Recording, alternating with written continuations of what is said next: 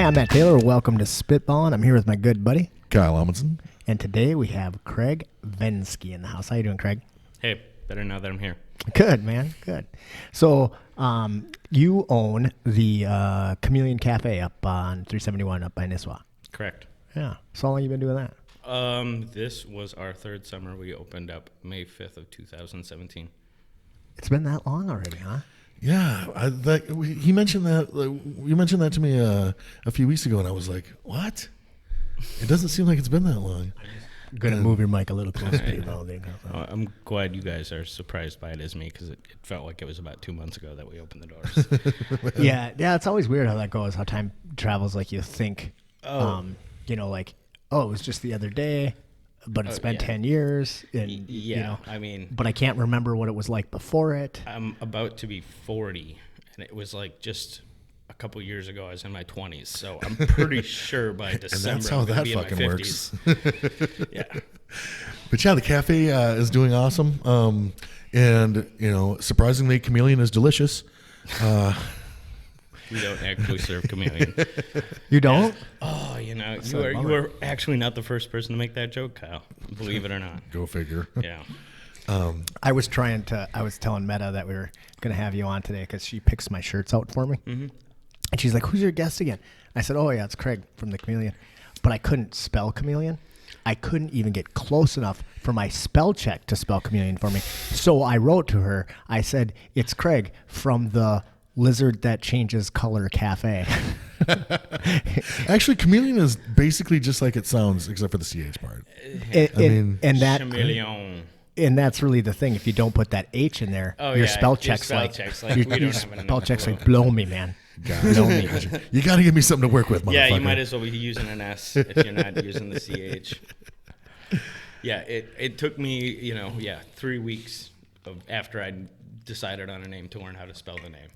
So. Yeah, well, hey, I've been there. I'm kind of famous for coming up with names that nobody can fucking spell. Right. I mean, I must have had in the era of the eclectic, I must have had 500 checks written out to the Electric Cafe. Hey, that's not that bad. Yeah, the bank doesn't like it that much, but But cash it. The bank never did like you anyway. So right. It's true. So what made you decide you wanted to do something like that? Just jump into the restaurant world?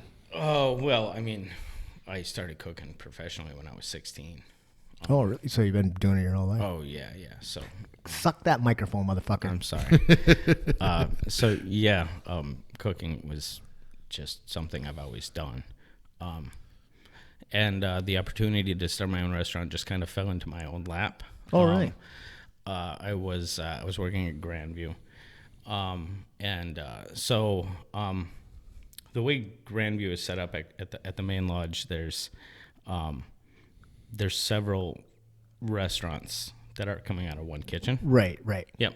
So I'm working one restaurant, and basically there's this invisible line right next to me, and where you are, there's this guy named Robbie, and he's working this other restaurant. Right, I'm at a different restaurant. Yep. Yeah, I guess that really doesn't matter to the story, but anyways, we're talking about our knives, and I was like, I had this really nice Sudoku style that I left at a boss's house. I should send him a text, see if he still got it. So I do exactly that, and he texted me back, and he was like, I don't know if your knife's still here. I'll look around. Do you want to buy my food truck? And so I basically just read this text out loud to Robbie. And this gentleman on the other side of the pass, this bartender named Nate Tholen, was like, well, I'd be interested in doing something like that with you.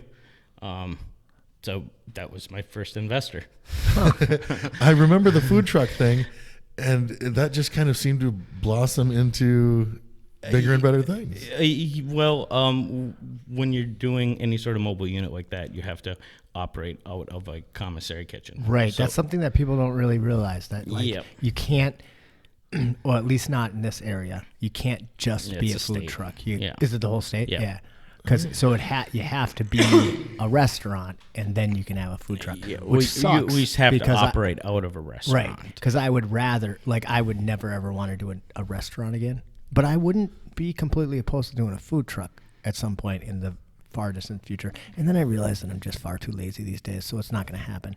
But You can't unless you are operating out of a restaurant. So that's cool. Yeah. So when you started with the food truck, but then how did you operate out of a restaurant? Well, so prior to opening the food truck, we then had to hunt down a kitchen to operate out of.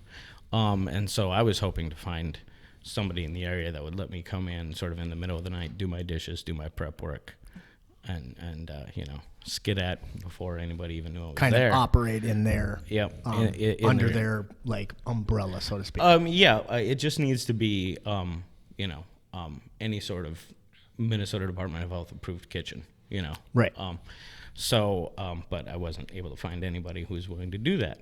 So I found this spot next to BIR that had been sitting empty for 8 years. What was it before? It was like a an Long John A&W? Silver Yeah. and A&W. Oh, Yeah. okay. Yeah. All right. Yeah. Gotcha. Okay. Yeah. So it was, full of deep fryers that I didn't need, and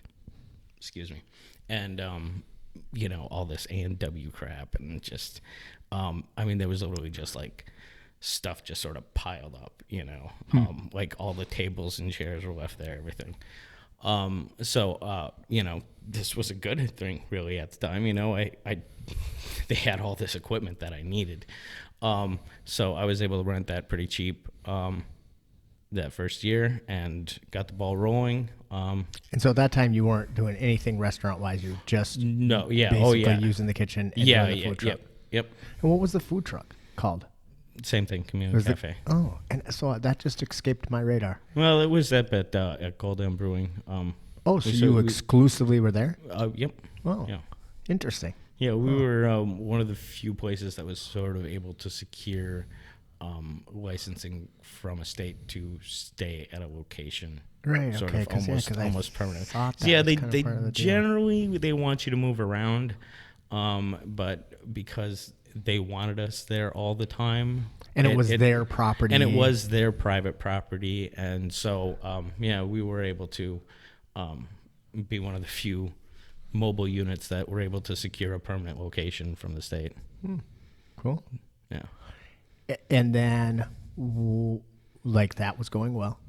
Yeah, there was built-in business right there. Right. That's what I always thought about a food truck, was that it's like you only show up when there's going to be people there. You don't have to you're not married to it. You don't have to be like, all right, I got to go in Wednesday, even though nobody's going to show up. Unless the state makes you married to it. Right. The bills make you married to it. Well, I know. Yeah, I know that. Yeah, exactly. Yeah. So then, what made you decide to pivot? Initially, when we rented that spot, we had talked to Jed, who was the owner of BIR at the time. He wanted us to. He didn't want that space to just be a commissary. He wanted it to be a functioning restaurant, to be able to provide service for his customers at BIR. So he owned that lot or whatever. Okay. Yep. So I rent from a company that's owned by. But but essentially BIR was like, yeah, it's cool, we're not too cheap, but we'd really like you to actually start serving some customers. Yep. So 1 year to the date, actually, of me signing the lease, I opened up the restaurant, which is an insane pace considering I also had to launch a mobile unit in between there. Yeah. So do you still do the mobile unit? No. We sold that last year. Okay.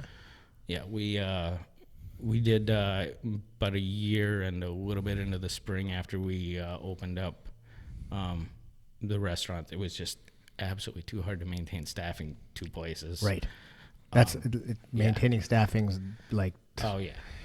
Well, as you well know, and obviously Kyle knows, but I spent a lot of my life running, businesses and it's just, I feel so good. I never have to write anyone else's paycheck ever again. Right. A while ago, my boss asked me if I would ever be interested in taking on any type of a managerial role, and I was like, I will quit. She's like, I don't want you to quit. I was just wondering if you'd ever be interested. I said, nope, I will quit. I will quit the second I have to be responsible for anybody else's behavior. I'm out of here. She's like, okay, message received. Fuck. Yeah, that was how I felt prior to opening up my own place. I was like done being part of middle management. I was like, I'm not doing the management thing at all again until I'm like part owner. And so in the back of my head, that means you're just going to be a line rat the rest of your life. You're never going to be management. This is going to be a nice, easy, hey, you get to collect your paycheck and go home. Right. And that was about 9 months before the conversation we previously, So it was like, so yeah, like in less than a year of saying that I had my own business, and I was like, that was not the purpose of me saying that. And like I said, the last 2 years have felt like the last 2 months. So, I'm still just finding my feet. Yeah. Well, it takes a while. How overall is it going? It's just you're always trying to control the chaos. I think Right. that's the way a restaurant kind of operates. And it might not necessarily be visible chaos. Sometimes Well, it is. Hopefully it's Yeah, not. sometimes you walk in and it's visible chaos. Every table's full. You fucking wore it. I said, goddamn. I said, God damn. Last, it was actually was just a couple days ago. listening to it. Were you listening to I it? was just listening to it before. We went down a fucking crazy rabbit hole with movies, and that was fun. That was a fun episode just to do. Right. But we were literally here for 7 hours. God. That's why I told you. I'm like, I promise we'll keep it short. Just because I don't want to like scare people off. Like, no, I've seen what you guys do. I'm not going to commit to that. Right. Like I don't have a day. Right. I don't have a day to throw away. Like if I did have a day to throw away, I'd do mushrooms. So I'm a huge podcast fan myself, so I love those 3 hours conversations. I do too. Oh my God, I do those too. are the best. Like, we have taken some criticism in the beginning that our podcasts were too long. And since then, those fucking people have gone away. Well, it's your podcast, correct? Because that's it. Right. Like, if you don't... And I actually shouldn't say that. Because Rob Lewis gave me quite a bit of shit. That he's like, you got to cut them down. They're just too fucking long. I can't listen to them. And now that bitch is listening to every one, and he's addicted to it. And it's like, the thing is that, like, I'm a huge podcast fan, too. And I listen to a lot of different ones. Some of them are short, but some of my favorite ones are like hardcore history. Do you listen to hardcore history? Yeah. Fuck. Yeah, Dan Carlson. Yeah. He's Carlton. amazing. Carlton, yeah. No. Excuse me. Yeah, I think Dan. Dan. Carlin. No. Yeah, Dan Carlin. Carlin. It's Carlin. It doesn't matter what his name is. Well, yeah, but I want to get it right because he's like the best fucking podcaster out there. Yeah. I mean, he'll do a 5-hour episode, and that's like part one. Yeah. And now you come back, and I mean, what he's doing right now, he's doing talking about World War II, but he's talking about the Chinese and Japan. Right. This part of it. This was a crazy part of the war. We don't even know it existed. Yeah. Talk about atrocities. Oh, I know that the Japanese fucking ravaged China and treated them like fuck. I mean, actually, yeah. the last game, the last role playing game I was going to play was with Sam Gibbons, and he wanted to do a role playing game based in that time period on the Yangtze. And it was like, whatever. And I was like, man, my character is so fucking cool. And I never played the game, but I spent a hell of a lot of time developing the character. Oh, man. I've been there. I'm going to generate a character for this campaign. Super psyched. Love this character. Got it all fleshed out. Yep. Spent a lot of time on it. So when are we going to play? Guys? Hello? Yeah, well, I don't know why exactly it didn't work out. I think I maybe, closed a restaurant in the meantime or something. Something came up. So your menu is unconventional for the area? Well, the name Chameleon represents change. So that's the thing that we try to strive for all the time is sort of keeping things seasonal and unique and different. There's a lot of what I would call cookie cutter menus in the area. I think when you're comparing, who is the best Reuben, who has the best, burger. Well, who has something that Who nobody has something else has? that is not a burger? Yeah, exactly. So I mean, of course, there's customers who come in and they're disappointed that we don't have French fries and burgers. But there's plenty. And you have no places for them fryer, to right? eat. I have no deep fryer. Yeah, fucking high five for you, man. Nice. When we had the eclectic, obviously we didn't have a deep fryer. Then when we moved over to the eclectic 2, we did have a deep fryer, and I was like, I will never have another fucking deep fryer. Like it just makes everything nasty. It just makes everything nasty. And then we had the E squared, no fryer. Then actually made profit. Then went over to the Shine and, of course, lost all my money. And I think it was because of that fucking deep fryer. Dude, you're dumping $100 worth of oil into one of those things. Yeah, it's just crazy. Every time. We didn't. Well, the business $50 worth of oil. The business didn't fail because of the deep fryer, but I still blame that fucking thing. Oh, I mean, And I took it out back afterward, just like they can definitely be a money sink. I went Office Space Office on it, Space. Right? Fucking put on some hardcore rap and beat it with a baseball bat. Yeah, I'm not a fan. Yeah. I ate out of a And deep the fryer food. for a long time, because it was quick and easy, and I was working the line, and I needed something fast and now. Right. And I mean, again, the deep fryer didn't make me fat either, but I still want to blame it. Right. And I'd totally go off as Space Savage on one too.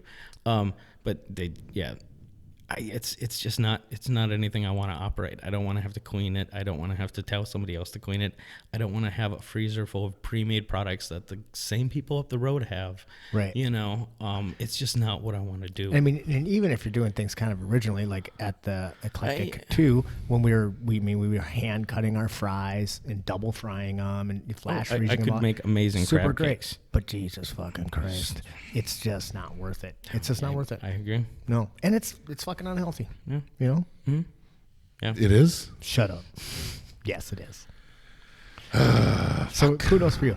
I just ate Chinese. I honestly have only been at your restaurant a couple of times, and it's not because I don't love the food and all that. It's just outside of my space. I'm like such a townie. I just never leave my little bubble.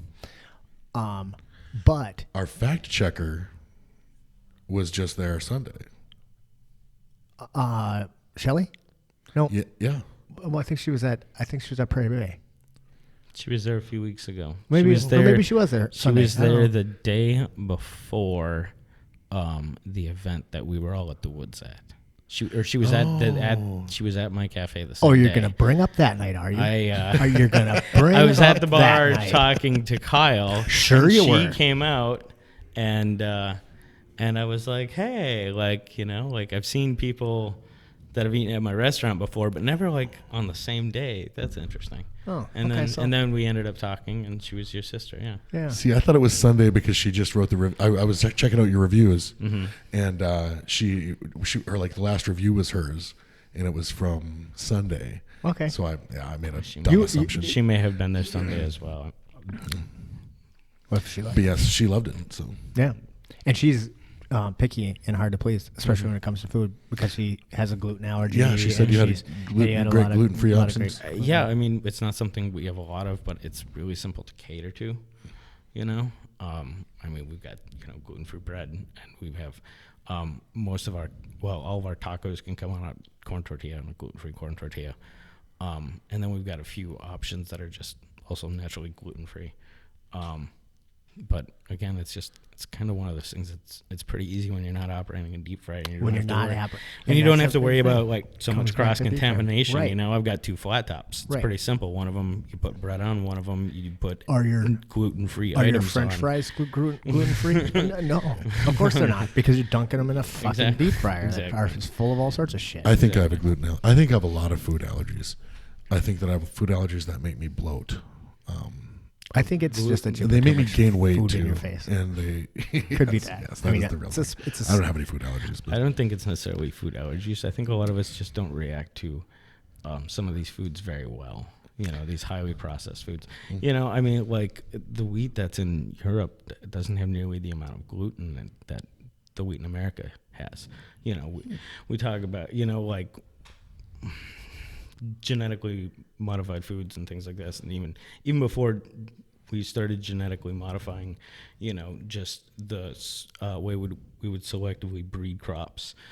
We selected wheat to have bigger and bigger and bigger grains and have taller and taller stalks. And the result of this is a lot more gluten inside of the grain itself. I did not know that. So you end up with a lot more wheat per acre, and you increase your profits, but you've also changed wheat considerably, like way more than it would have evolved over several hundred years. And I mean, if you go with kind of any kind of an ancient grain, or or even just rye, is going to have a lot less gluten. Yeah. And I think all of us are a little bit gluten intolerant because we're not supposed to be eating a fucking huge amount of that shit. Exactly. So if you just eat a little reasonably, it's all right. Yeah. No. So I've only been up to your place a couple of times, and the food is great. But the other day you brought some sushi in to the to Ninth Street, a couple months ago, and I fucking gobbled it down, Oh, thanks. and it was delicious, man. Thank you. And I too have sampled the sushi. Yeah. And enjoyed it very much. Yeah, Thank you. and I'm not a huge sushi fan, but it was just great. Like it was like you did all of the things I like about sushi. Oh yeah. Yeah. Well, tell me what those are. I didn't have to put a fucking tire in my mouth. Mm-hmm. Right. So many of these places want to make yeah. these fucking sushi rolls that are the size of a give me something giant dick. I don't know, like a big round, like A donut. Thank you. I soft pitched you. I that. like donuts, so I said donut. I soft pitched you that, and you were just like, give me 20 minutes, and I'll come up with donut. So that's one thing, is that they're not like huge around, and then the other thing is they were cut in a nice single bite, which is super important. Yeah. Because I mean, like I am I'm an American, but I'm still not going to bite my sushi roll in half. Right. I'm going to put the whole fucking thing in my mouth. We appreciate that. Yeah. Yeah. So, it was great. The rice was fantastic, which is really the most important part. Nice, tightly rolled. It was just great. It was awesome. Thank you. Yeah. I like to keep it. Nice and clean and simple. I think a lot of, and this expands way past sushi. You go on Instagram and some of these places and you see amazing looking dishes, and it's like there's not even a name for the dish. It's just like a pile of ingredients. There's like so many things going on. Right. Like cucumber foam and 3 different sauces, and somewhere under there's supposedly some scallops, and like I try to stay away from that. I try to keep things nice and clean and simple and like easy to recognize everything. Yeah. No, I think that's super important. When you're working with good ingredients, you don't need to do a lot to them, That is totally true. And apparently your hot wasabi is quite hot. Yeah. Noah also likes sushi, and he decided he was gonna. I'm like, you might want some water. Nope. and I don't know what, like it's kind of a. I know I'm not. We all seem to enjoy to watch people like have that reaction to really hot stuff, and I love Noah, but I also loved watching him make all those faces and stuff like that when he was like experiencing like maybe I should have grabbed that water. Yeah, I did just about the same thing. I love wasabi. When I had that sushi, I got it all wadded up, and I took my bite, and I'm like, "Holy Mother Mary!" And I'm like, you're crying and shit. And then I went, "Do it again," because just a little. I just love that. Oh no, I just coated it again and went for the second round. Because it I love wasabi's. Like how it makes you react, but I also like how it just like dissipates so fast, because you don't you're not sitting there dying for like hours. It's literally 3 minutes at best. 3 minutes, and it's just, and then once your sinuses are all clear, you're good. Let's just go again. Let's just put it back on. Yeah, I love it. It was very good. Yeah, it's not like capsicum where it carries and carries and carries. Back in the day, back in the day when I had the shine, Phil Holbrook's father was a big gardener, and he would Bruce is his name, and he would bring in all of his shit from the garden, and it was super cool. Now, you probably if anybody out there knows him, Bruce is like a very manly man. You know, he was a concrete worker his whole life, and he was like, you know, he's the kind of guy who just, you know, drag you out of the truck and beat you to death, you know. But he was super excited about his vegetables, and I always just got just the biggest kick out of him coming in with these baskets of vegetables, and like, okay, so I got some kohlrabi here, and like, I don't know what you can do with it, but you know, like, you know, I got a basket of that. He was just so excited. But anyway, that was not my point. The point is he had done a bunch of peppers, a bunch of jalapeno peppers, and he had 2 batches of them. One were really fucking hot, and the other ones were totally mild, like green pepper mild. And I was like, these are awesome. So I took and put them on a big plate, all the hot peppers on the plate, and then one of the mild peppers like on the top of it. And I'd walk out into the bar, and I'd pick my mild pepper up and just crunch right into it, chew it up, and people would be like, Jesus Christ, what are you doing? You eating a jalapeno? And I was like, they're really mild. Give it a try. And I would get people with that all the time. You're a sick fucker, Mac. Yeah. It would be... Yeah. I mean, I'd only do it to people that I liked. Right. Or didn't. Marginally liked. Yeah. Yeah. Well, you know, I either had to really like them or not like them at all. Like, I wouldn't... If they were marginal, then I wouldn't do it. So, yeah, that's awesome. What do you got on your list, Captain? Well, I was going to ask, you mentioned people being disappointed sometimes, you know, because you don't have because you're not a burger and fry place, you know. And I wondered that about the location, you know. I'm sure like a lot of I was wondering about like the race fans and stuff like that, you know, if you had to deal with like a lot of that, like you were like more than normal because of that. Or? Race fans are nothing more than a sampling of the general public. That's definitely what I've realized. Mm-hmm. There's vegan race fans. There's race fans that absolutely love our unique food. There's race fans that, turn away because we don't have burgers and fries. You know, they are nothing more than a sampling of the general public. That is definitely what I found out. I like that. You know, and I think that's probably same of, you know, most sports, baseball, football, you know, golf. Realistically, you take a big enough sample size of these people, and you got a little bit of everybody in there. And the thing is even if only like 2% of the people that go to BIR are like the kind of people that want to come to your restaurant, that's a shit pile of people. Yeah, I mean, ultimately they have events like every single weekend, and then private race classes and everything, like through October. Well, I did notice that a lot of their events draw wildly different crowds. Yeah, and actually their smaller events work out best for us business-wise, because they're smaller events. They don't bring any vendors for us. Gotcha. So people either have to eat at camp or leave. So yeah, their smaller events actually draw in the biggest percentage of that's how we draw in the biggest percentage of clients, is simply by them having a smaller event. Understandable. That's interesting that you say that about the people, because that would not be my perception, but I definitely have a preconceived conception of race. We've bought into the whole like Confederate flag hat, and his wife's got a black eye and shit like that, right. You know. And I mean, you know, that's just some of the stereotype bullshit that we buy into, you know, like I'm super guilty of that. Yeah. I mean, we already know we're bigots. Because in like the one time that I've been in, I've been in there a couple of times.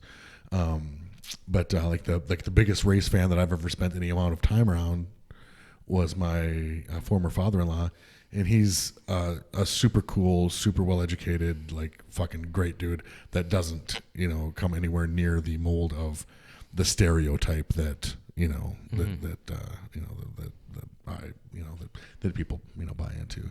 So that was kind of my first like, hey, you know, like, and we were in there partying and like at the zoo and shit like that, and I'm like, these are not the people that I actually heard about or read about and stuff. And I think, because I mean, I'm so into sports, like so far away from it that like, other than jiu-jitsu, I'm not even into jiu-jitsu. No. Like I wouldn't be if my kid armbarred me either. Oh, fuck off.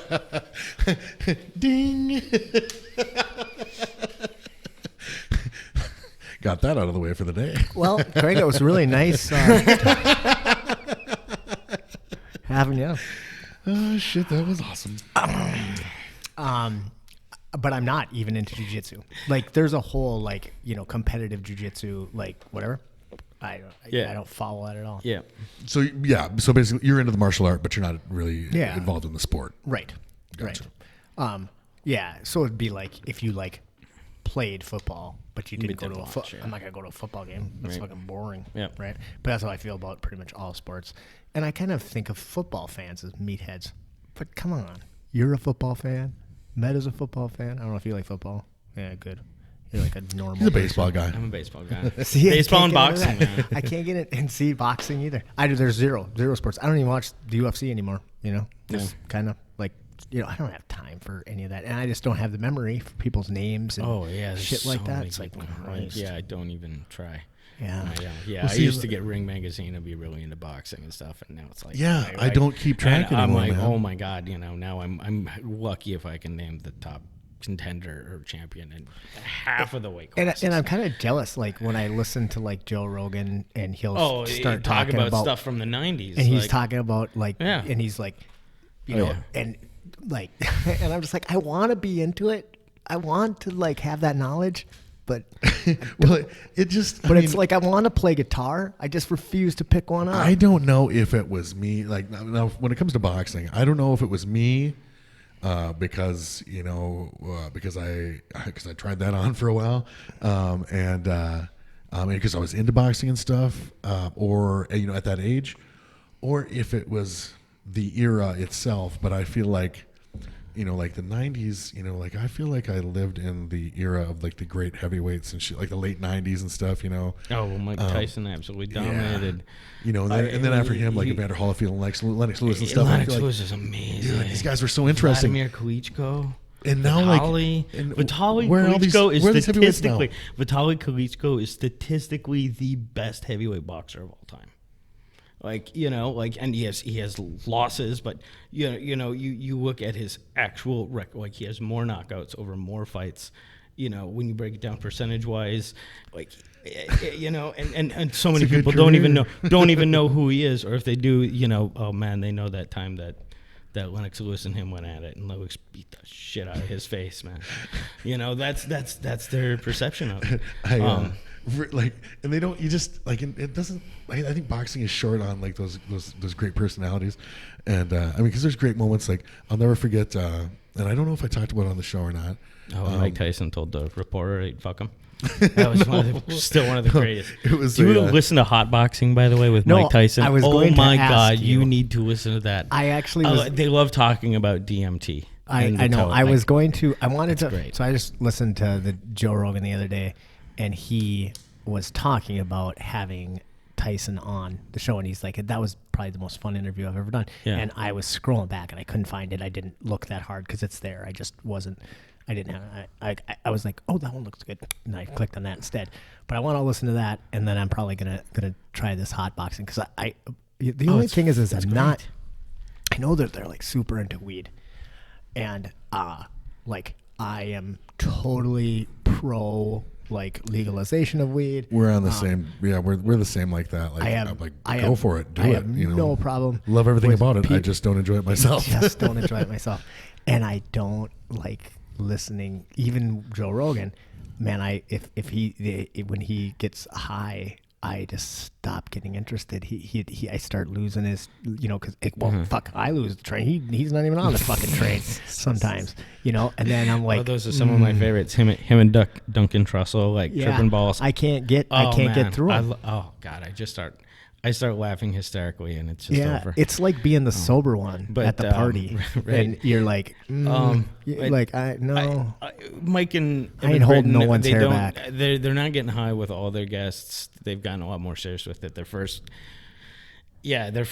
20 episodes or so is just them just absolutely obliterated with whoever. But now they've had like Michael Buffer, and they had Tony Robbins on, and they've had, very serious guests on, and I If would, they get high, at least it's off the air. I would love. But I think Okay, I gotta go. they record it inside of I gotta Mike's go. like I gotta go see Mike Tyson. ranch.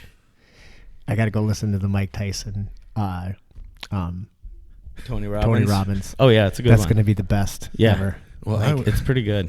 the moment that I was thinking of didn't Tony, involve I Mike just was Tyson. wondering why It was you got so how Remember you get Riddick so Bowe? big. Riddick Bowe and Lennox Lewis were Are we gonna getting ready continue to to fight. talk about that? Go ahead. And Lennox Lewis, it was very sharp and very articulate, and he had that great accent and Still stuff. So he is. always sounds fucking, Oh, an amazing British yeah, accent. Yeah. great voice. All of it just That's sounds another amazing. JRE episode you should look up. Is him and When I Lennox was Lewis. sleeping, you guys were talking about But, sports. So. but so and he's ripping on, like, he's talking shit to Riddick Bowe in this press conference, and it sounds so good. Like he's he's clever, he's witty, he sounds amazing. It's great. And he's going at him, and he's like, and he stops, and they switch over to Riddick Bowe, and Riddick Bowe goes, "Yo mama." And that kind of encapsulated like what kind of dudes each of those guys were, and it just was so fucking good. And you just don't have those goddamn moments in heavyweight boxing anymore, Right. At least not that I'm aware of. But I miss those days. I miss those Right. days. I mentioned Tim Tomaszek, that boxer. He lives in Green Bay. He's retired now. But he was, I loved that guy. He won a lot of fights, but he had a million fucking fights, and he was never like top tier, but he'd fight top tier guys because he'd fight fucking anybody. Yeah. Right. He was a great. I miss those days. Yeah, I grew up watching boxing with my grandpa. And yeah, that would be in the like late 80s, early 90s. Yeah. So, Yeah, we talked about it last week, but my only the only thing I really know about boxing is like I watched that documentary When We Were Kings, and then just Muhammad Ali Muhammad Ali. and George Foreman fighting in Africa. the Rumble in the Jungle. Yeah. And it was, no, that was no, it was the Rumble in the Jungle. I've seen it like 12 times. Yeah, I loved it, and like that's about. But then I kind of went down the rabbit hole, and I haven't watched all Muhammad Ali's fights because there's a lot of them. But I've gone and watched a bunch of his stuff. I loved the movie that Will Smith did with about him, and I still don't like boxing. I could care less. But I loved Muhammad Ali, man. That scene of Muhammad Ali comes into the gym to do his workout in the afternoon, and George Foreman is done, and George Foreman has beat the heavy bag oblong. Yeah. Yep. Oh my God!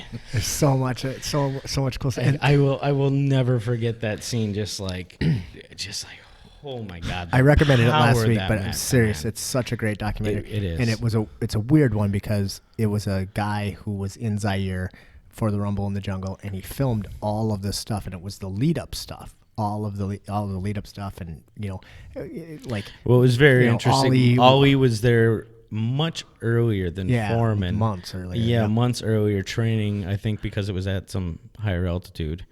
Well, I don't know if they explained why he was there, but he did come much Maybe earlier. not. But he and then when George came, he came with like all of his dogs and stuff, and they were like the same kind of dogs that were used in apartheid in South Africa and stuff. And so it was very much this like hero villain story. Because playing out, in Zaire, they really kind of the darker your skin is kind of like the more African you are.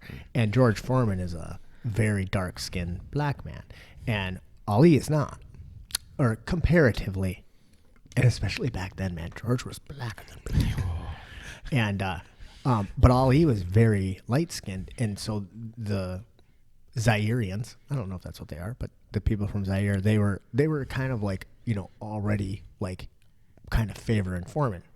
But then Ali shows up there months before the fight and starts training in the streets of Zaire, and he's running around, and all the children start following him, and they're all chanting, and they did a good job of this in the movie with Will Smith, but they Ali Kumbaya, Ali Kumbaya, Yeah. And so like the entire country was on his side by the time that fight came, and they hated. George was the devil when he Everybody showed up. loves Muhammad Ali, but he was so mean to Joe Frazier. And they were such good friends too, is the ironic part. Like The gorilla? Really? I can't. Was it in the Ollie movie? I can't remember, but there was some boxing movie where Frazier and Ollie were like they got in a car together, like previous to their fight, and like Ollie like loaned Frazier some money and stuff. Like they were. I think that was in. I think that yeah, was in and the movie. it It's was ringing a bell. documented that they were pretty good friends. Like it was just the game Ollie invented shit talking. Yeah. Like I'm not aware of historically another No, shit not at talker that level. And I mean, and he was, and he was glib. He was funny. He was, Yeah. I mean, yeah, he was sharp and witty, and he was good with the press. kind of like Lennox Lewis. Right? Yeah, exactly. Without that awesome Yeah, accent. I mean,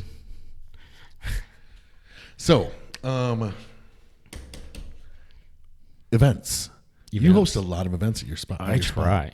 Yeah, You've got one coming up this weekend? I do indeed. It's called the fundraiser for the victims of the Camp Crystal Lake Massacre.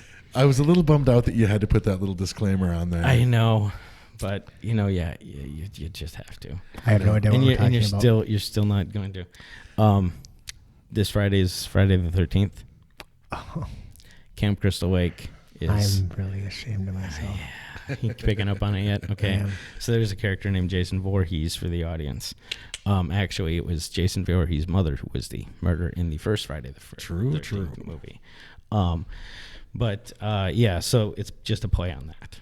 It's sort of the theme for the evening. Wear your Jason mask. Throw some fake blood on, whatever. Yeah. So that's that invite or that just that name is kind of a litmus test. Like if you're not smart enough to like if you're not smart enough to know, then you probably won't come. Perhaps. I don't know.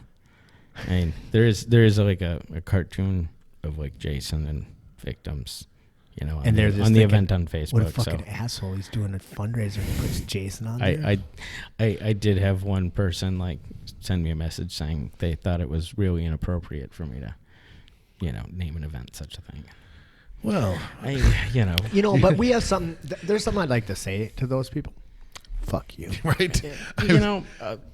People have the right to their opinion, and now with the internet, everybody has the ability to voice their opinion. Of course you have the right to your opinion. Just keep your stupid opinion to yourself. Well, that actually reminds me of something else that I wanted to talk to you about, because I couldn't help but notice you are fucking killing it with reviews. Oh, well, thanks. Like I saw, I guess I was, like I said, I looked at the reviews and stuff, mostly because I was looking for like a segue and stuff like that. I wanted to bring this up anyway.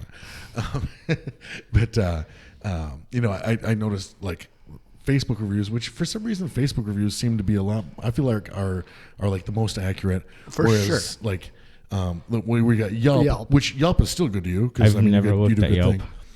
Good for you. Yelp is a fucking piece of shit. Fuck Yelp. I mean, basically, Anthony Bourdain had some very unkind things to say about Yelp, and I've never looked at it's a the fucking website, and they call me to try to sell me advertising, and like the phone says Yelp, and I hang up. It's a fucking scam. It's a fucking racket. If you get negative reviews, even if they're not real, which we would get at the Shine all the time, and you can't like get them removed unless you advertise with them. Right. Okay, you know what that's called? Extortion. Yeah. That's called extortion. Yeah. Yeah. So they need to go fuck themselves. Yeah. I refuse to look at Yelp. Like I'll just like if I Google some like restaurants near me and like Yelp, I'm like, fuck no, I'm not even looking. I only look at Yelp when I'm preparing to talk shit about Yelp, because I'm giving them a review right now. Right. Fuck you. You're a bunch of cunts. Yeah. You get a cunt star. Nice. But yeah, because fucking reviews, like we got, I'll tell you, anytime, you know, like I'm not even, for the purposes of this exercise, I'm not even going to mention the name of the business. But at my job, when it's without fail, like when somebody mentions like the security, and I was looking at this because I keep track of them, and I was just, you know, like revisiting the last, you know, couple of years worth the other day, because it's a busy place still in all. You know, we get probably 1.5, you know, mentions a year, which is fucking miraculous, but that's still enough to piss me off. I mean, negative mentions anyway.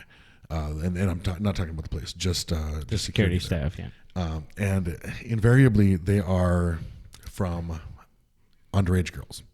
You know, like, okay, like, yeah, you felt like we were rude to you, but you're not mentioning that we took your fucking fake ID, you know, and that you made a fucking big ugly scene about it. So then you got a ticket from the cops, which at that point has shit to do with us, you know. But it's just fucking, you know, in some of these fucking reviews, you know, I'm like, okay, nobody's gonna take your review anyway, seriously anyway, if your English is garbage. And considering I met you, I'm like 99% certain that English is your first language, and you still can't write that shit like legibly, and I mean, like, your shit still doesn't make sense. It's fucking horrible. Well, there's at least two sides to every review. That's for sure. Certainly. I have I think reviews. there's probably some. I've definitely read. When I want to go somewhere to eat, that's what I'll do. And I've definitely read some reviews where I'm like, well, that sounds pretty valid. And I've read some negative reviews where I'm like, oh, well, that person is obviously upset about something else. Right. I've read reviews and been like, negative reviews, and been like, gotta go check that place out. Right, You know? right, yeah. But yeah, It's like that smoking hot bartender was a cunt to me. Yeah, right. Where was that? According to some woman on Travelocity, we have the worst Reuben ever. Come try it. Yeah. her tits were too big. But, you know, again, like I said, now with the internet, everybody has the ability to express their opinion. And so, you know, you just have to take like that with a grain of salt, you know? I mean, sometimes, like, I just try to avoid the news and everything, because you hear about people, like, getting mad about an ad campaign or something, and it ultimately it turned out like 12 people complained. Right.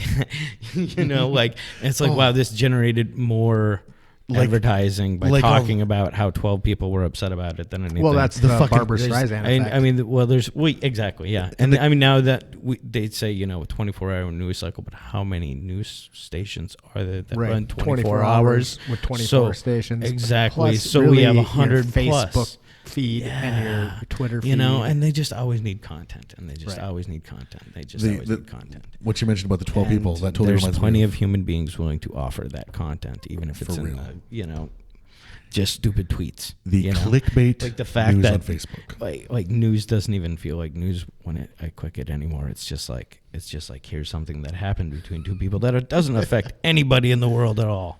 You know, those fucking like the petitions and stuff like that like aggravate me so much, and I'm, you know, and we're all like, we're such a nation of whiners, which, okay, we are, but like a lot of those clickbait articles are exactly what you were talking about with the like 12 people were mad about this. You know, like, it's that kind of shit. Like, oh, like viewers angry about. I'm like, really? Like, okay, technically they're right. It was viewers. You know, now it was two viewers, you know, that were salty. And they were very angry. So and very vocal about it. And I'm like, but this is what we're reading now, and we're like, oh, this is bullshit, because that's the effect that it has on me. Maybe because I'm an old person too, and I like to be angry. But I see that shit, and I'm like, and just, you know, and then eventually I started to come around like, okay, yeah, technically they are right. Viewers were upset, you know, both of them.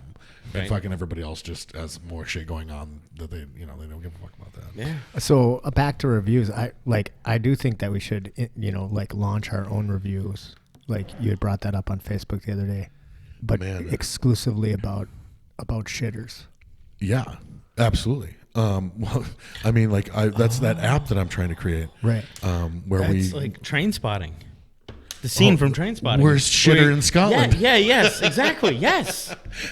Why do I remember shit like that so I clearly? know, right? Like, and yeah. I can't, like, ask me my fucking mailing address, you know? Like, I can't remember anything useful. Right. But the worst shitter in Scotland, you bet I fucking remember that. That's way more important than your address. That's also true. Yeah, because like Kyle had mentioned on Facebook the other day, that he wants to get an app that you can like, like It's a GPS-based app where you Right. rate bathrooms and stuff, you know, like for like cleanliness and stuff like that. Also privacy Right. for those of you that might enjoy some drugs or, illicit sex, right. whatever. Because I would, sex and drugs. in all seriousness, like use that app if I was traveling, because like, Absolutely. like I'm like, God, I gotta take a shit.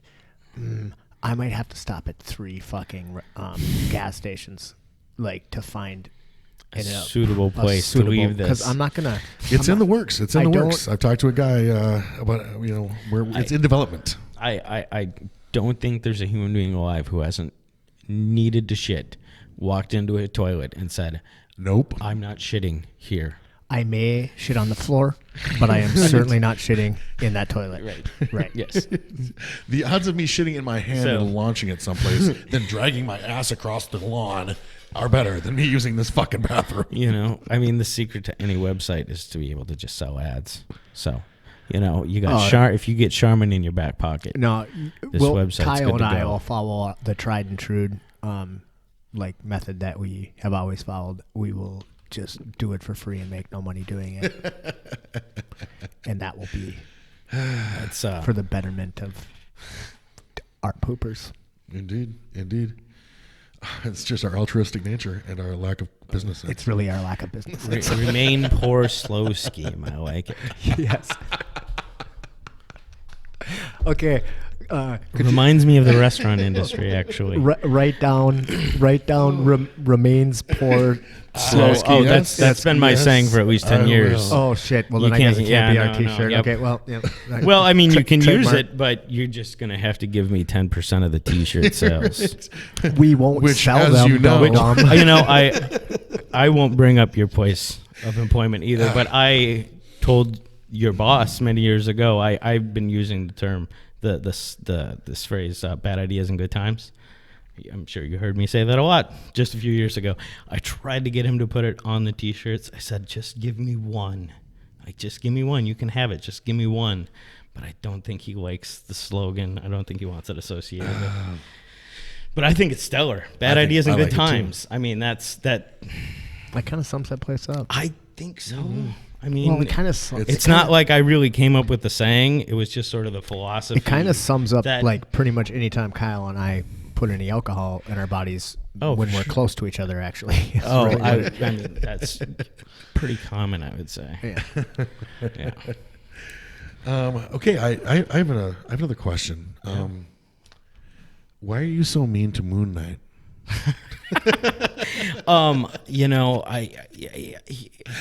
I have Here's no the idea thing. what you're talking about. Here's the thing. I'll Is fill you made this claim on this podcast that Moon Knight was basically a cooler Batman in the Marvel universe.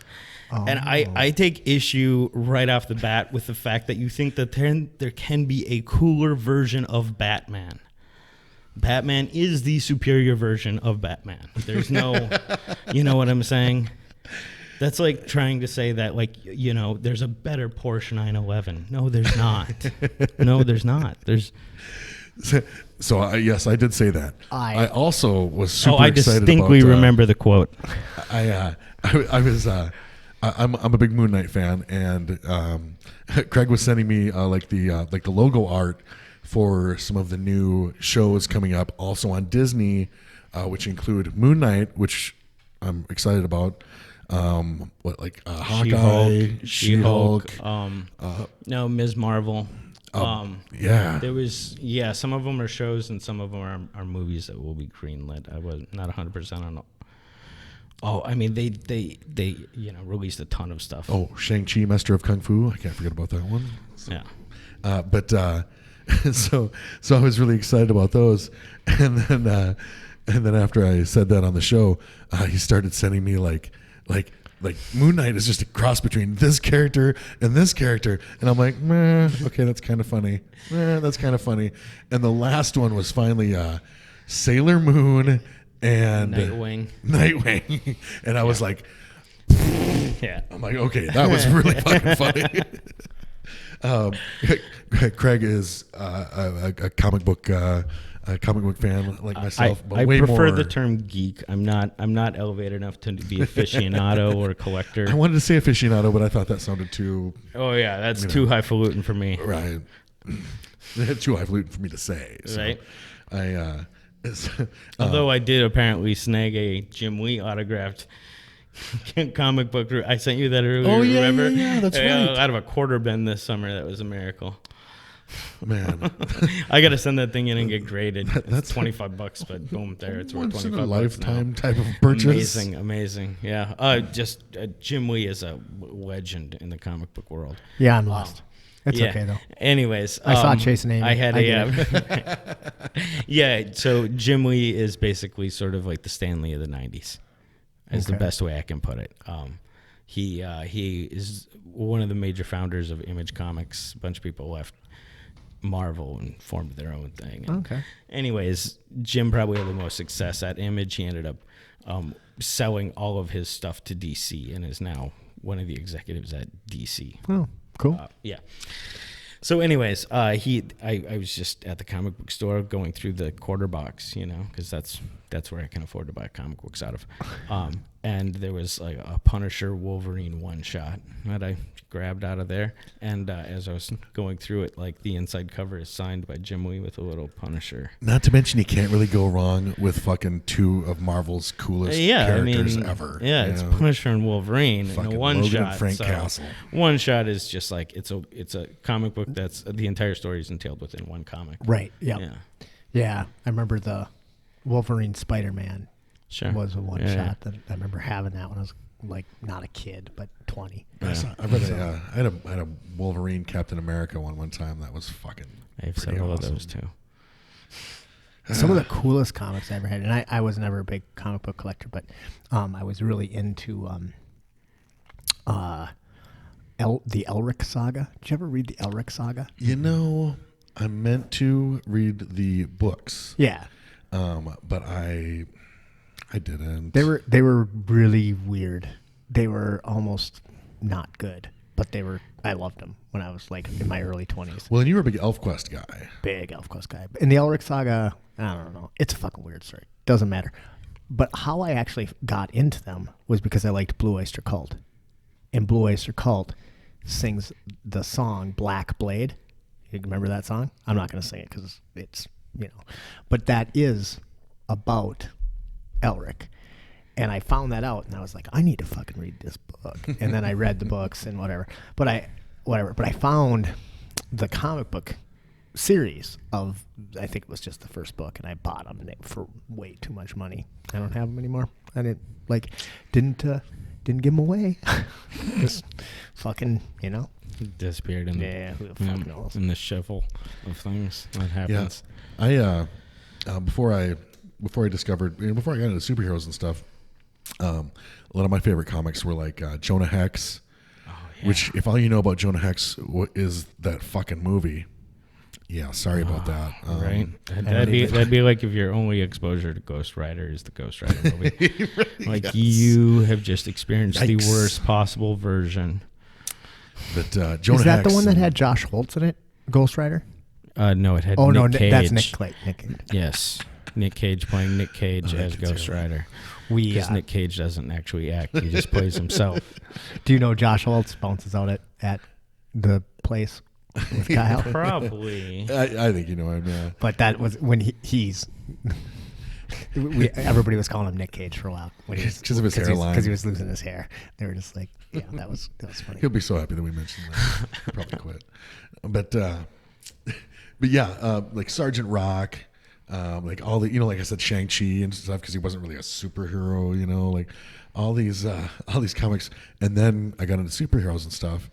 But then it was like, Wolverine, when he was way cooler before the shitty background story came out, and Which I have to disagree with. you like the background story? I do. I do. And I also thought Logan was an incredible movie. I don't think that Hugh Jackman's height really affects his ability to play the role. What about his prettiness or any of the other things? I'm sorry. And I mean, it's not like they've been making good X-Men movies or anything, but Logan was a phenomenal movie. Okay, especially as a single father of a single daughter, I have never related to a comic book character more than Wolverine killing himself for his daughter. Spoiler alert. So spoiler. Sorry if you haven't Another seen one of the those movie. movies that's been out for years. Fuck your spoiler. I'm just a Wolverine purist. Fucking dog dies. But I did not hate that movie. I did not hate Logan.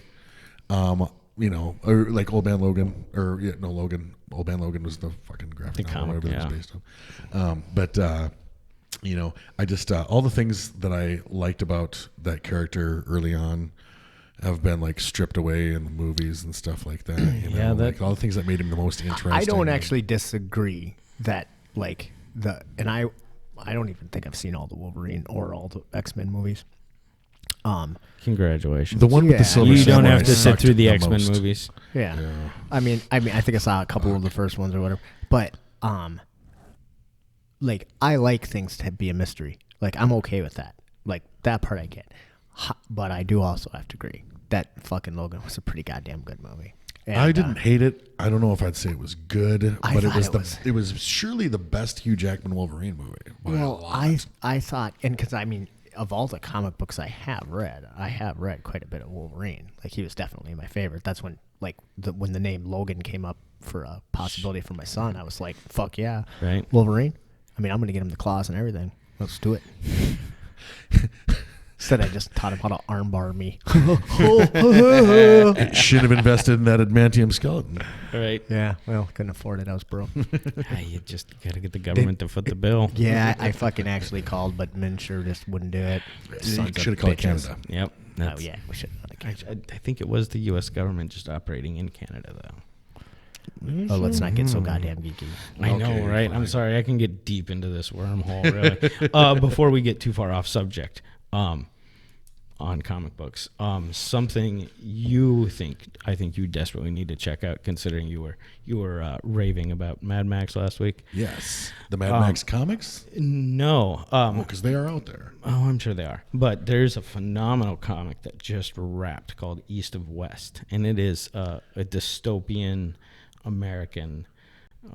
It takes place like in what would have been the United States on the same landmass, but different countries ended up evolving. So like an alternative history. Yeah, it's an old. But, yep. But it's actually future. Yeah, dystopian Alternative future, timeline. Alternative history. Yeah, exactly. But yeah, it only ran for like 46 issues or so. It was fabulous, though. So totally enough for me to like love it, get invested, and then be crushed. Well, I mean, they kind of set it up for you that it's apocalypse year one, so you know the end is coming. So you got like 3 years of it. Did you get into the Walking Dead comics? I have the first probably year and a half in graphic novels, and there's just such a large backlog. It keeps going and going. That's I think they just wrapped at issue like 189 or some ridiculous thing was going to be their last issue, which Robert Kirkman said that the series would go until Rick Grimes' death. So we knew that would be the end of the series eventually, whenever they would wrap. But then we find out that it's just we like be careful with real spoiler alerts. Though. I haven't seen the last season, so yeah, absolutely. And like that's I don't know. The comic is kind of like the same place at the TV show at this point, where like I've invested so much time, and it's like, do I need to go forward? Okay, so I need to keep going forward? You after the last, which I don't even know what number we're on. Seasons behind. Yeah, I think we were at the same spot, and I just was like, I don't fucking know if I care anymore. I don't even know if I care anymore. But dude, the last season was really, really good. Yeah. Actually, the last I really loved it. Actually, I think it was 2 seasons, but they split them. Mm-hmm. Yeah. So like the first part of the last season, got me hooked, and I liked the last part of the last season. So it's interesting. but it is pretty trite television. You know, and it's taken some weird turns. But I gotta tell you, and this is a spoiler alert, but if you're not this caught up, fuck you. When Glenn died, Oh yeah. like for the second time, no, I'm wearing the I was slugger shirt. man. Yeah. I didn't watch for probably 5 months after that. I was just like, I'm done. It kind of. I'm fucking done. I think it really deflated a lot of members of the audience. It, like, hurt me. Yeah. You said deflated members. It did. It did. It- Yeah, it deflated the numbers too. Yeah. Yeah, I didn't. You know, I meant that. speaking I meant that like emotionally deflated the audience, but you're right. It absolutely deflated the numbers. No, I really deflated good members bad was- guys though. That too. Real, Jeez. we got a thing where we Triple entendre. Is that possible? Wow. Everything is possible here on Spitballing. I'm holding the conch. God damn it! Hey, you talk too much, anyways, on this I know podcast. you're right. You're right. I do. So What was it? I'm sorry. Negan is a really good bad guy. That what's his name? That actor? I don't know. Because he's a fucking amazing actor. Easy peasy lemon But squeezy. I mean, that dude, like, he's great, and that is a fucking really good bad guy. Because super good bad guy. Like he's really really bad. yeah, and I mean, he killed fucking Glenn. and you know. and the craziest thing is he really just represents order. Right. You know, Right. Like and yeah, in a well, world full of chaos. Well, I know you're not it's all the way to the end, absolutely but you're right. absolutely brutal, but he is bringing some sort of order and purpose. Like, he You killed know, Glenn. So how is he still so charming? right. And like that's the crazy thing is you start off hating this character. And like He's kind of like 10 a Martin episodes character. in, you're like, oh my god, I kind of sympathize. He's with the Negan. he's the Jamie Lannister of Yeah. television. yes, And yes, yeah. He because was. did you read? Yeah, Did you yeah, read? So I got one more season to go. Of course, I did know you how it read ends. the book? So I know I've not. okay, so we've talked a lot about this, and we don't need to beat a dead horse with a stick or a baseball bat covered with barbed wire. But they do a really really good job in the series, but nothing like Martin does in the books. Like he gets you to fucking loathe a person, and Jamie Lannister was one who, like, you fucking loathe him. Yeah. And then the next chapters, you know, it starts with Jamie. Yeah. And you're like, I mean, I remember slamming that book shut and being like, no, no. Fucking Jamie Lannister, the Hound, even Cersei at moments, you're like, oh, you know, like, and then she does some, like, but Cersei, you know, like, Nah, Cersei, like a lot you of never do like. I don't think you can like her. well, you like, she's got her moments and stuff, and you're sympathetic, and then Never like she really goes right sympathetic. back to fucking, you know, like, oh goddamn. It just reminds me of, like, you know, some of the beautiful and fucking really crazy women that I've known, you know, like, oh, you know what? I get you. You're not so bad. Holy shit, you're terrible. You know, like, oh, it's all right, baby. But yeah, but Negan is one of those great fucking bad guys. Great bad guys. Yeah. Yeah. And I don't want to spoil anything, but I seriously think he may now be my favorite character. Right. Yeah. Yeah. It's kind of in line with I'm what we were certainly talking about rooting for him. when you were talking about last week with Thanos, how Thanos is, you know, and you were saying like But he apparently thinks humans and trees are the same fucking thing, so I don't know. well, no, No, Drew. let's not get on. Drew got down a weird rabbit hole there, and I was just like, Oh, I was right. I I was don't know right how with to- him. I don't I know don't. how- I don't consider I don't know what myself we're an talking anarchist, about. but I used to be really worried about overpopulation as well, and I've read and heard more and more things about how like we're pretty much probably going to top out about 9 billion.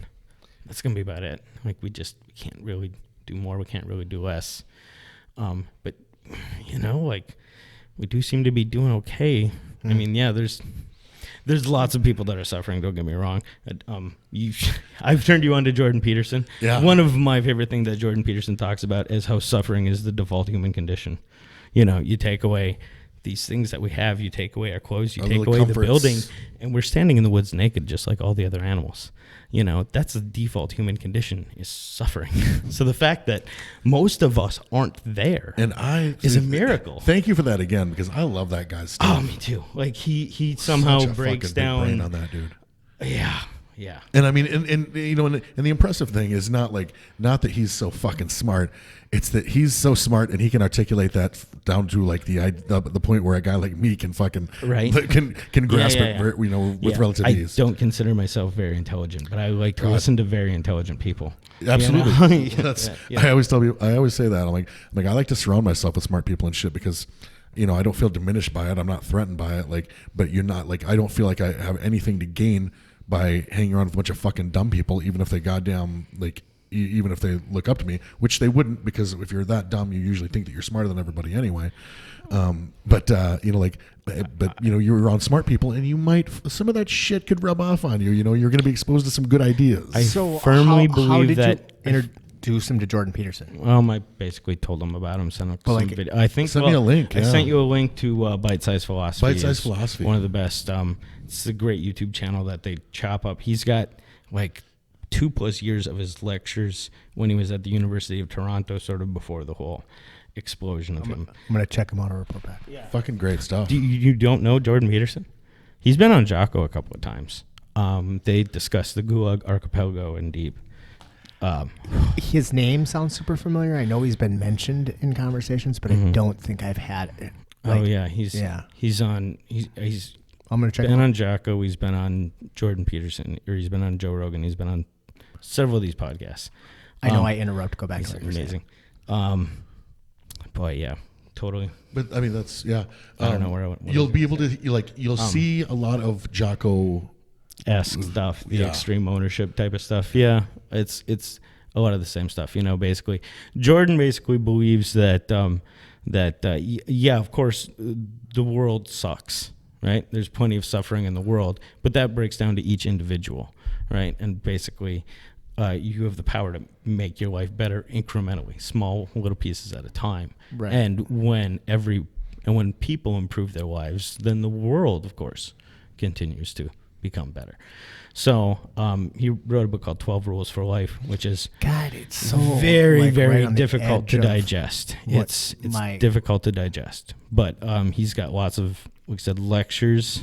When he was at the University of Toronto for like 2 years, that he would just record his lectures and put them on YouTube so his students could go on and watch. The first one that I watched, I think you sent me a link to it. Man, I posted it on Facebook because like it was the first thing that I watched on this. So he sent me this link to Bite Size Philosophy, and the very first thing that came up was a short, like 5 or 7 minute clip where he was talking about like managing depression and stuff, you know, and like you know, get up in the morning and, you know, establish a routine, and you know, like, and go to work, you know, like do stuff, like do these things that are gonna like, you know, like kind of foster your self, you know, like support your self-image and your self-worth and stuff like that, instead of just laying around feeling like a piece of shit and feeling sorry for yourself and stuff like that. But he doesn't say it like that. It's like, I can't say it the way he does. He's really good at it. Yeah. Well, he talks about how you're of course you're suffering. You have a miserable life. Maybe you can manage a few small things of this miserable life. Absolutely. You know, and like and it's like, well, like, you know, he's talking down to you in a way, but it's also like, wow, he's totally right. You know, like, my bed isn't made, my laundry needs to be folded. You know what I mean? And he basically just breaks it down and is like, listen, like, before you criticize the world, you know, like, I think it's like rule 6 is, before you criticize the world, make sure your house is in perfect order. Right. Which is like, it's just such good shit, man. And I mean, that fucking little clip, like, kind of fucking blew my mind. That's why I went out, like, I was in the middle of something too. I was fucking, like, I was cleaning the bathroom when I fucking was listening to this, and I'm like, hold on, bathroom. Went out and posted it on Facebook because I'm like, motherfucker, like, if you guys aren't seeing this shit, then you need to, because I don't have a lot of experience with depression, but I know, like all of us, I know people that have struggled with it. So I was like, son of a bitch, this is brilliant. You know, like, this sounds like, you know, because we see these, you know, these familiar reoccurring patterns, you know, with people that suffer from depression and stuff. And I know it's just not, you know, you can't just say blah, blah, blah. And they're like, oh, sure, no problem. Now I'm fixed, you know. But like, the first thing that he says right out of the fucking gate on there is medicate them, you know, because you are not going to have another chance if they kill themselves. You know, you're not going to fix anybody that's killed themselves. So don't be shy about medicating them. Then, like, you have them stabilized a little bit, then you can work on this stuff. And it was all just such good, fucking brilliant stuff, and put in such simple terms. I firmly believe that language is like food, and that you can ingest good language and have it induce positive thoughts and positive aspects to your life, and you can ingest negative language and have it drag you down. Yeah, like, we just say as you it were at the talking about, and just we were talking about gym the all the news, time. or like Crap you were just in, saying. crap out. You Yeah. know? If you if you eat crap, you're gonna perform like crap. Yeah. If you train like crap, you're gonna exactly. you're gonna perform like crap. You if know? you, So if yeah, you I mean, ingest if you shitty news, you're gonna fucking like, like, and if you just watch useless YouTube videos, and like there's great stuff out there. There's people like Jordan and Jocko and William McRaven.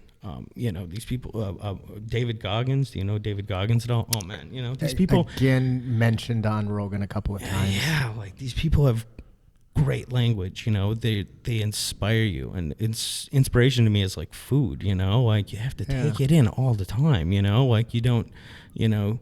The reason like people don't achieve beyond. You go to a Tony Robbins, lecture or something, and like there's thousands of people there, and one of them goes and accomplishes about all the things that Tony talked about. It's because, they don't put those words into action. They don't continue to absorb those good words every day. We all, they fall off the path, and I think, you just have to keep ingesting good language, and then you have good thoughts. So when you were talking about depression, and I've like never like really suffered from depression either. But there was a time in my life when I was about 18 years old where I was just really sad, like it was just horrible. So I decided I was going to go to a counselor, and I like this back in the day. So I opened up the phone book and kind of went through, and then I was like, okay, like depression, suicide, anxiety. Okay. Yeah. So I call up and say like, yeah, I'd like to make an appointment. See a counselor. They're like, okay, what's going on with you? And I'm like, I'm suffering from depression, suicide, and anxiety. Like I didn't really know what was wrong with me. I just fucking felt like shit all the time. So I went in, and I got hooked up with this guy who was actually not a psychologist. He was an intern. And I don't remember his name. I think his name might have been Jeff though. But he was like, so here's the deal. I am not an actual, I'm an intern. Why does it sound like Unfrozen Caveman Lawyer? I am just a caveman. Well, it was kind of what he said. But he's like, but I'm available, and I can like see you. And then if I feel like I can't do anything for you, like, then I'll give you to a pro. How's that sound? And I was like, cool with me, right? So I go through this thing 6 weeks. I go there from every week for 6 weeks, and at the end, he says, "All right, Matt, I have a diagnosis for you." And I was like, "All right, what's going on?" And he goes, "Your life sucks." And I'm not kidding. This is totally true. And I was like, "What do you mean?" He goes, "Okay, look, how the fuck would you expect to be happy? You don't have any friends. You like live in a place you can't stand with people you can't stand. You're not happy in your job. That all of this different stuff he laid out." And he's like, what would be really crazy is if you were happy. And I was like, maybe we should get the real guy, and then he's like, but look, these are all choices. None of this is like not a choice for you. Like he said, just fucking go get something good in your life. Take a risk, meet some people, like make some changes. This is all within your power. And I'm like, so no pills? He's like, they wouldn't do you any good. And I'm like, so like more therapy? He goes, well, you can keep coming if you want to, but we're really just going to talk and bullshit, shoot the shit. I'm cool with that. Are you? And I'm like, well, not if I don't need you. It's kind of annoying.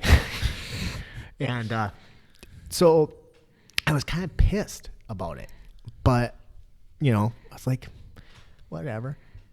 And that was it. I walked out of that place, and I made a conscious decision to, like, make different choices and get, like, real stuff in my life. And at that point, I hadn't had any contact with my parents in, like, 6 years, 5 years, however long it was. And I just started changing the way I was, and I don't think I've ever been unhappy again. I mean, I've had times in my life that were stressful and horrible, and watching my business, like fucking disintegrate around me. Those weren't great times, right? But never, again, was I like, I don't really have anything to live for. Do you feel like when you walked out of the office, that guy might have like turned into a raven and flown out the window or some shit? I've actually like thought about writing it as a short story, and that would be kind of like the thing is that like he wasn't. Do you know who this guy was? Do you know his name? No. Man, like it would be so cool if you could contact this guy. To contact him again and tell him the story. Well, maybe he's a listener. I'm assuming it was good advice. It worked. Right? Fuck yeah, man. Yeah, I mean, he just nailed it on the head. Yeah. Oh yeah. And I think that the reason that he was able to do it was partially because he wasn't a professional yet. Yeah. Like he hadn't been. Yeah. Because he was like, well, fuck, he didn't have anything to lose. I don't even think he was getting paid. Yeah. So he was like, he was like, I'm just gonna tell you. I was going to tell his kid to stop being dumb. It's like what I've talked about with both you guys, like the whole, like the thing when it really strikes you, when something you're like super, when something hits you is like really fundamentally wise, it's the simplicity of it, why didn't I know that? This seems so simple. That's the thing that really fucking smacks you in the face, how fucking simple it is. But are you depressed? Or does your literally whole book suck? Is that?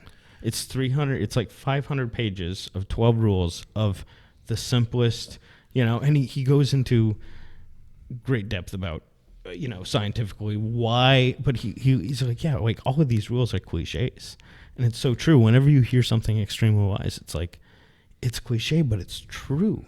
And like, so I think a lot of this is inherent wisdom, it's even like ancient wisdom that's just like in our DNA, like they say, like there's something about like, there's been a saying for a long time about how like men or fall in love with their kids when they see it, and women fall in love with their babies when they find out they're pregnant, or something like that, right? And how, like it seems to be so true, right? Like, especially when you first becoming a father, like, man, you're freaking out, right? Am I right? Yeah. Like that's a rocky 8 months that you're going down, right? Where you're like, I have no idea what the fuck we are gonna do here, right? But it seems to be like there's some sort of actual DNA that turns on when you become a father. I don't know where I was going with that actually entirely. That's what we do. But that's no, also what we do. And I think that just the question is, like when people are like, oh, I think I'm depressed. I mean, are you? Or does your life suck?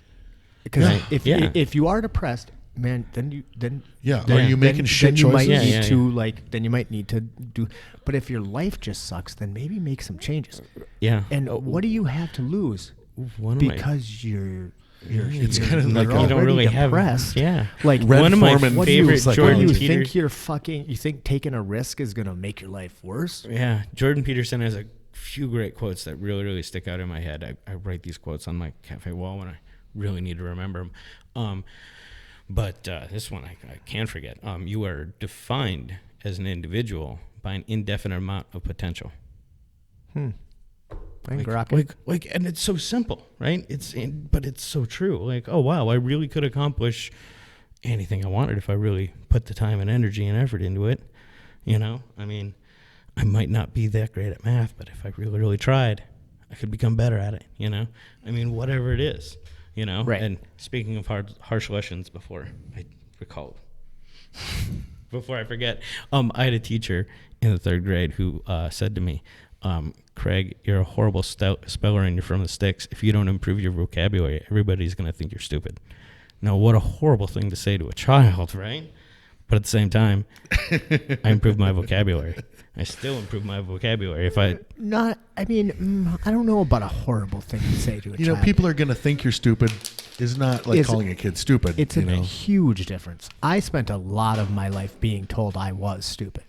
I was diagnosed with dyslexia when I was pretty young, and I have a severe learning disability. I didn't read at all, like zero. Couldn't read until I was like 14. We talked a little bit about that. Yeah.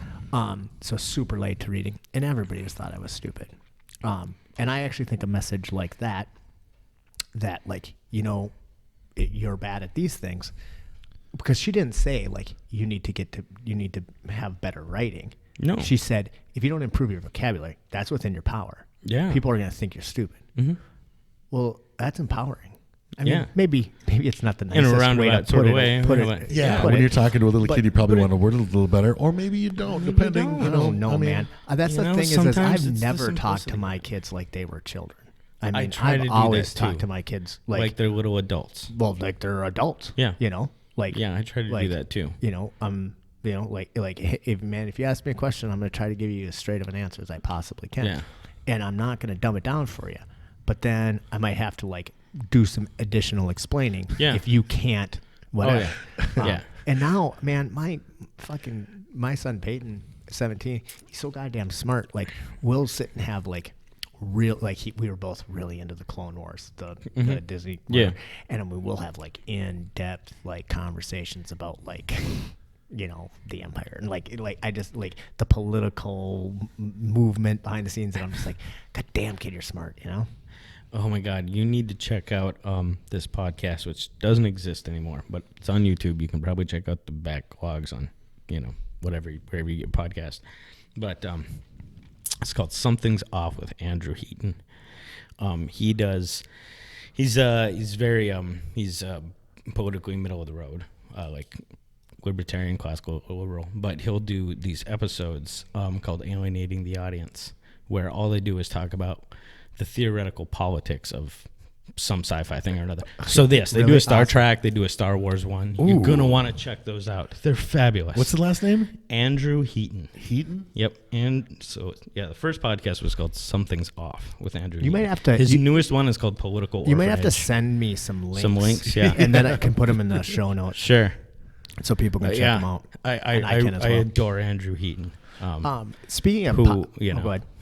Huh? You go, Andrew. Yeah. That sounds super cool, right up my alley. Speaking of podcasts, I know that we've talked about Jocko a little bit, and you dig Jocko?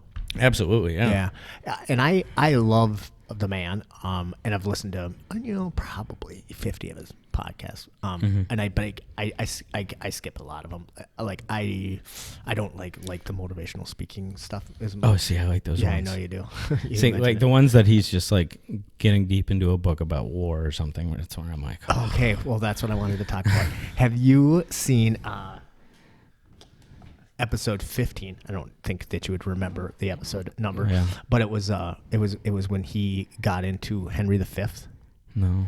Dude, if anybody out there likes Shakespeare, go on YouTube or go to wherever you get your podcasts, and it's Jocko Willink, or it's actually the Jocko Podcast, episode 15, Henry V. And what he does is he reads Henry V, but not all of it, but he like says it's so cool because we're talking about language It's before. the way he does his podcast generally. Yeah, is he'll dive through a book, so we'll read a portion of it and then we'll talk about it. Well, this time he said, like when he first got into Shakespeare, he didn't like it. He thought it was stupid because he couldn't understand it. And then he finally figured out how the language worked. And then once he understood the language, it was awesome. Oh yeah, you see. And He's then English he major. was an English major. Yeah. So he goes through and he actually doesn't read it first. He tells you what it is, tells you what the scene is, and what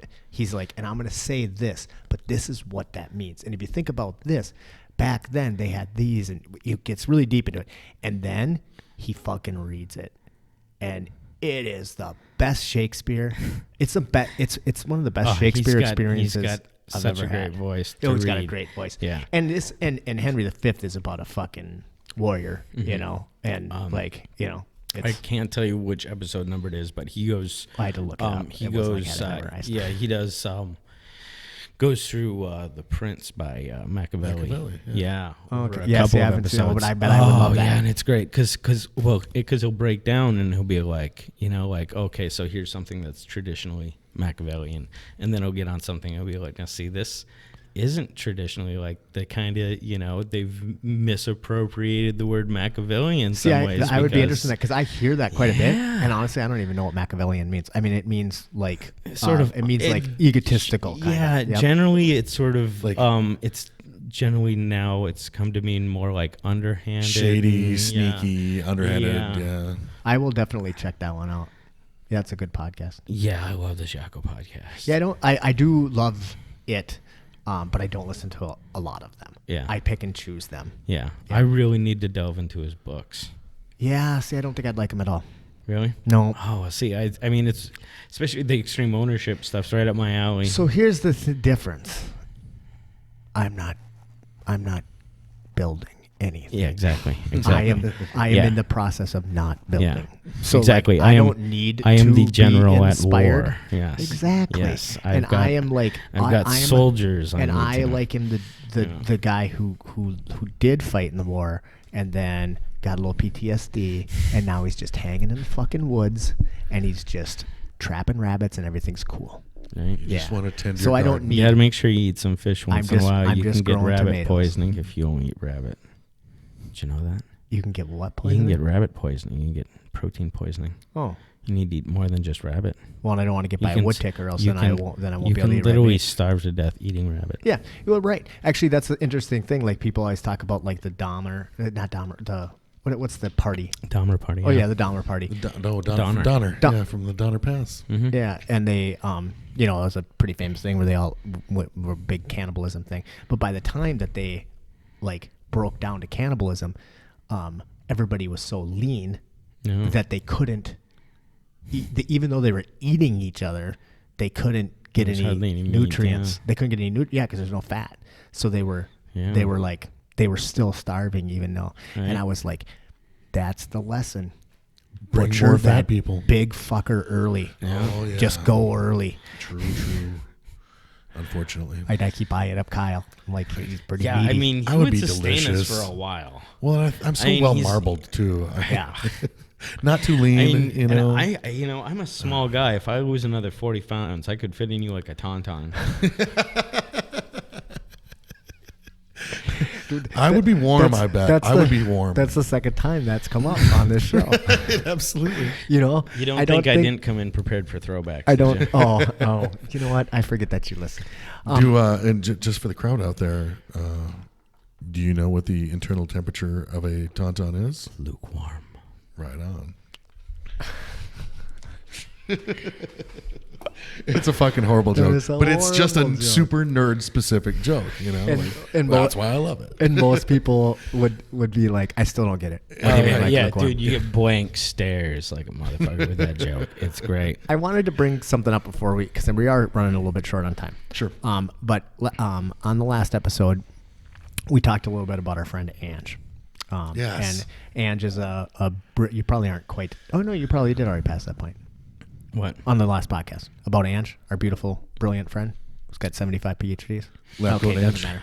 Anyway, Yeah, I heard it. Short I skirt, don't- long jacket. we Cake Okay, song. yes, yeah. So we just talked about her. She's super brilliant, and like we were talking about how sometimes like smart women can be intimidating. Right. And I was listening to the episode, and I was like, I haven't talked to her forever, and I sent her the link to it clip to the time frame, and I was just like, hey, check this out. We mentioned you on the podcast, and she responded to me right away. Well, like the next day or whatever. And her response was super cute. But she's basically said, oh my God, I'm so flattered. You guys are, making me blush, blah, blah, blah, blah, blah. And tell Kyle to stop sending me nudes. Right. She said, I'm just a nerd chick. And, being, compared to Olivia Mann is just like, like the best praise you could possibly get. And she said, and I feel so bad about Achilles, your dog. And she said, and I have a story for you. And I was like, fucking awesome story. So she said she was on a date with this dude, and they're at a pretty fancy restaurant, and they're looking at the menu, and he goes, I wonder what this tartar is. And so she's like, okay, well, she explains it to him. It's like raw meat and whatever. And he's like, Probably not made with a saddle like traditional. No way. He didn't believe her. So then the server comes over, and he like asks the server, he goes, is this really just, raw meat? And she's like, yeah, it's tartar or whatever. And then Ange is like, okay, this ain't gonna work out. What a fucking dick, right? Like, he didn't believe me? What am I stupid? So then they walk away. sort of walks away, and he says to her, "I can't believe this whole time. I just didn't know that tartar sauce was for this raw meat."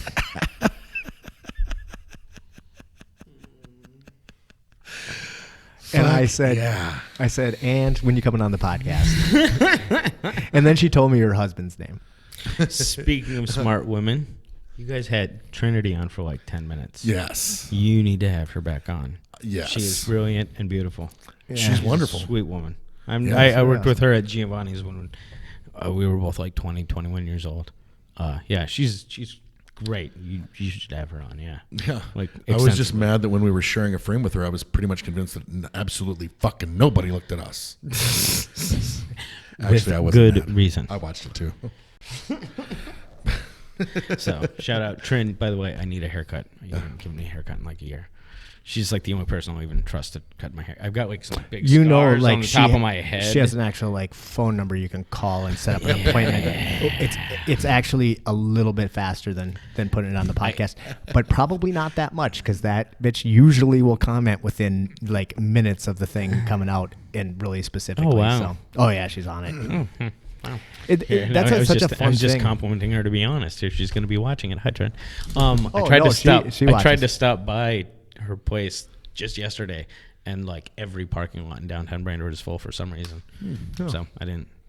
But yeah, I generally don't have my phone on, so calling people is just not a. I'm on the same page. I get shit for it all the time, but I'm like, I had a buddy at the gym, Dylan, the guy who choked me out, like took me unconscious a while ago. He's like, "Dude, you never answer your phone." I was like, "Yeah, yep, True. Yep, it's true." And he's Guilty as like, charged. "Well, didn't you see I called?" I was like, "Yeah, like 7 hours after you called. Like then it was 4 o'clock in the morning. Like I just don't have any, especially if I'm listening to a podcast and I'm not on call. I just turn the notifications off and I don't fucking care. I mean, like If it was important, you'd send me a text message. me. Yep. Yeah. If it's really important, I'm gonna get a message or an email. Yeah, and I'm like, you didn't leave a message. Yeah. I figured you wanted to chat. Well, then I'm like, and of course I'm the opposite. You know, like I leave my notification, I leave my shit on all the time. Yeah, don't do that. I don't always get back to people. Turn I'm not on. There's this amazing thing called. I don't know if you're aware of this. There's just this amazing thing that actually. I'm sure it's on your phone. It's on mine. Called bedtime or sleep time. Right. So I set the time. I set the time that I want it to wake up. So it's not just like a harsh alarm. It can be that too. But then I also set the bedtime. Right. And so it automatically turns off all my notifications after my bedtime. So on Sundays, when I'm done for the work week, my bedtime is 5 o'clock. So my phone stops giving me any notifications. Just saying. See, but like I can't just use just my in phone case, that well, but just in I case, turn all my notifications off all the time. because I mean, like usually, and very few people message me early anyway. Usually, if I get like It's anything, probably me. anything like right around like 6:15, right in there, like I'm like, Yeah. what you want, That's Craig? big. but I'm usually I get up. I usually get up at like just before 6 o'clock anyway. Oh, well, see, whether yeah. I've got shit to do or not. I get up. Yeah, So- usually no later than 5 or so. So yeah, I try. Like I think about that sometimes. I'm like, oh shit, like I'm gonna wake Kyle up, but You know, 6:30 in the morning. I only sleep in up on the and weekends at 'em. anyway when I'm I like am working until going. fucking 3. So I mean, whatever. I mean, and you don't do it on the weekends. You do it on the weekdays. Which Yeah, I'm usually that's up true. anyway. So fuck it. I've got a couple more items. Yeah, go because we're getting close on Okay. time. So One, this is just a quick note from last week. I wanted to tell you this. Season 3, Westworld, 2020. okay, good. It is coming back. So I don't know. That's fucking weird because they ended it, man. Like, how are they going to go on? Oh, but the way they ended the first season, they didn't have to have a second season either. that's Really? also true. Well, Well, no, there was some questions and stuff, but there's still some questions left after season 2, I believe, too. no, man. They, Certainly, they certainly had to have a second. Well, season. certainly you want to find out what's in the maze, but I mean, You know- they left it at a point where it was like, oh well. I didn't think If it that. doesn't- I didn't think that at all. I Like, think I was so. like, motherfuckers better have a second season. You know what? To be honest, I might not have watched it until the second season came out. So I might not even have noticed. Sure, yeah. 'Cause now that you say that, I'm like, the first season. Oh, there's ended. the I actually reveal of didn't who the man in the realize- black hat is. I didn't. And- you are definitely like That's still pretty recent. We don't want. We don't want. We don't want to fucking spoiler alert. Who the man in the black hat is by the end of first season, and the things start to happen. Like, right. And you can kind of. But I do think when I watched it, the second season was already out. See more so I just there, zipped right through. Certainly, you want to see more from there. But I think if they would have ended it at that point, like, I don't think it would have been. You know what I mean? It's not like they're leaving you on a total cliffhanger. Obviously, you kind of know what's going forward from here. You know what I mean? I do know what you mean. But again, I think I started watching it after the second season was already underway. Yeah. So I zipped through without even really noticing there was an end. Yeah. But I felt like it ended great. But I want more. So great. I'm glad that they're giving me more. Well, anything. That's when you know it's a great show, when you want more. You know the chick from there? I can't remember what her name is. But the main girl. The beautiful, like the farm girl or the black girl? No, the farm girl that yeah. Darla. I like. She I think was in a movie called Beatles something Beyond the Universe. Have you guys ever seen that? Is that a Beatles song? Beyond the Universe. I don't even fucking like the Beatles. Like, I like have never been into their music, but this is like a musical and it's all their music, and it's a few years old. I believe it's on Netflix. And I like musicals. I always have. It's fucking amazing, and she is awesome in it. That's all I'm gonna say. So check it out. Enough. Yeah, Beyond the Universe. Maybe 50-50 on that.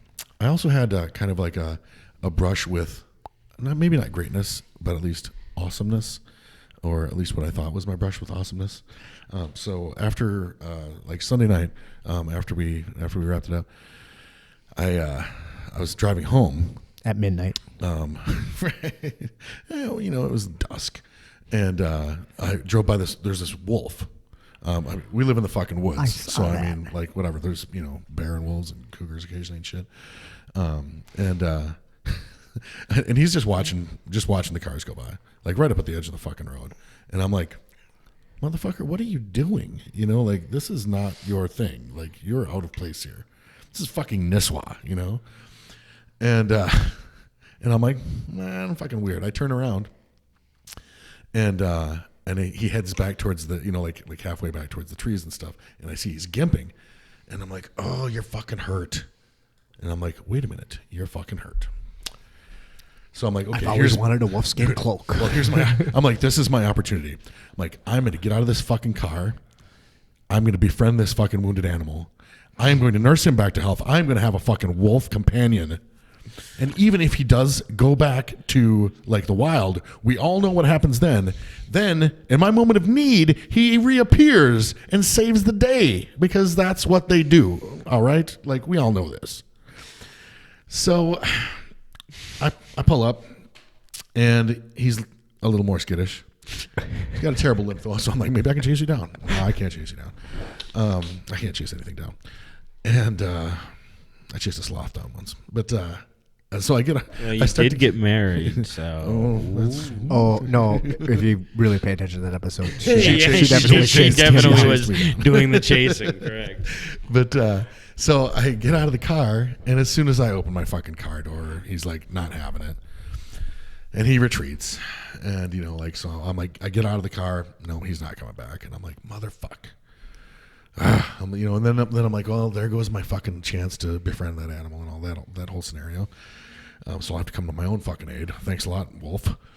I'd be getting fucking hit by a car. But no, no. But then I was like, then of course I had like dumb thoughts. I'm like, he needs medical attention. He needs help. How do I get him help? Okay, now I realize this is dumb. Like, we're talking about a wild animal. Like, you don't go into the fucking forest and find wounded animals that need medical attention. It's called fucking nature. Like, that shit just happens. So I'm like, but of course that was you stepped out of your Disney-like reality for a moment. Because I can always retreat back to it, because I like to do that. So I'm like, okay, damn it. I'm like, he needs medical attention. Then I'm like, or he fucking doesn't, and you're being stupid, Kyle. Like, this is the real world, and that's fucking the wild. And then a guy posts. Then a friend of mine, a friend of ours, posted a video and tagged me in it. So it was a video. It was a 3-year-old video of that same gimpy fucking wolf dragging a goddamn deer from the ditch into the trees. Like he's walking around, then he comes walking up on this fucking roadkill like he's shoplifting, or he's like, just fucking latches onto this thing, and like his gimpy ass drags that fucker into the trees. So then I'm like, okay, he didn't need medical attention. It's like a fucking workman's comp claim. He's like, this is like fraud or something, like that motherfucker. He can still drag a deer. But I was like, okay, obviously, like, so whether it was a temporary injury or something he's like learned to live with, I was like, okay, he's living next to the road because he's gimpy, and roadkill is fucking easy, and or plentiful, or he's faking it. Yeah, that too. And that was the first thing. I'm like, man, are you faking an injury, like just for sympathy and shit? Like, what's going on? But so I sent it into work comp. Fuck him, because he already betrayed me, that fucking wolf. No, but so I was like, yeah, shit, So like he's taken care of. Apparently, he didn't need my fucking help. Like he didn't need medical attention. He's obviously learned to live with this fucking injury. That was a fucking 3-year-old video, and he was an adult then. Yeah. So I'm still in the market for an animal companion. Maybe I need a cat. Might be more suitable for my domestic ass anyway. But he's already got an otter. Yes, I do have my significant otter. That spot is filled. Like a wolf would have been cool, although a little weird. Like I feel like I should have a bear companion or something. Probably. I don't know, but yeah. Or a lion. So I figured I'd just share that with you guys. It's just a little ramble. I'm not really taking it anywhere. That's just it, I just decided to share that because I cracked me up. Yes, more than likely he is just that he was injured. He's recovered, but now he can't. He can't hang in a pack, man. Yeah. Can't hang in a pack, and fucking roadkill is easy. Yeah. So he's just been like, oh, these humans don't seem that bad as long as they avoid those big fucking steel things. And I do think it's cool that nobody's like, apparently nobody's fucked with him over that time, Well, what are you going to do?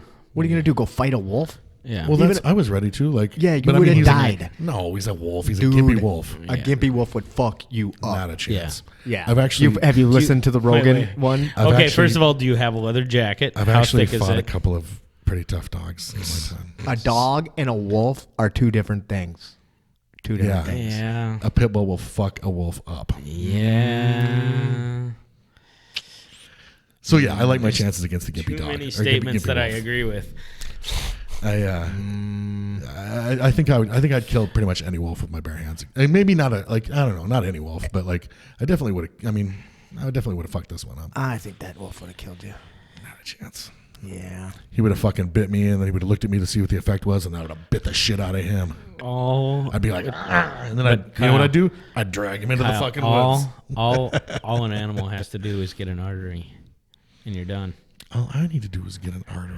Yeah, that's well, why I was we are all asking animals. if you have. And I have a better knowledge of anatomy than that fucking wolf. Yeah, maybe. Right.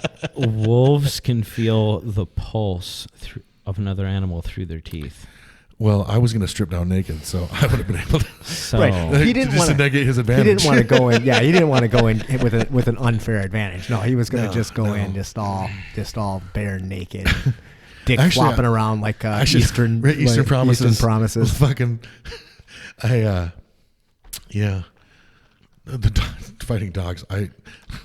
It occurred to me today that I'm like, man, I have a lot of good stories, but I never really tell them on here. One of these days, I should fucking break into a couple of weird fucking stories. I was thinking that, we were talking about doing a recap episode, but I also thought that would be fun for us to just do an episode where all we do is just cocaine. Stories. Well, we Yeah, do that coke too. first, but then the stories. Makes the stories go so much faster. I do not do cocaine. But I don't have a notebook story. But I do not tell stories. You don't have a notebook story? I don't have a notebook have story. Have you watched it? I have not. Well, Drew's wrecked it for you now, so it doesn't matter. But I wasn't paying that close of attention. But I do have an Avengers crying story anyways. So all right, hit us. So obviously being a comic book geek, I go to comic book movies. I'd already seen Avengers Endgame 3 times by the time Olivia came here. And then I took Olivia to see it, and I told Olivia, I was like, yeah, I'm probably going to cry. Like, I teared up a couple of times, during the first time I saw the movie.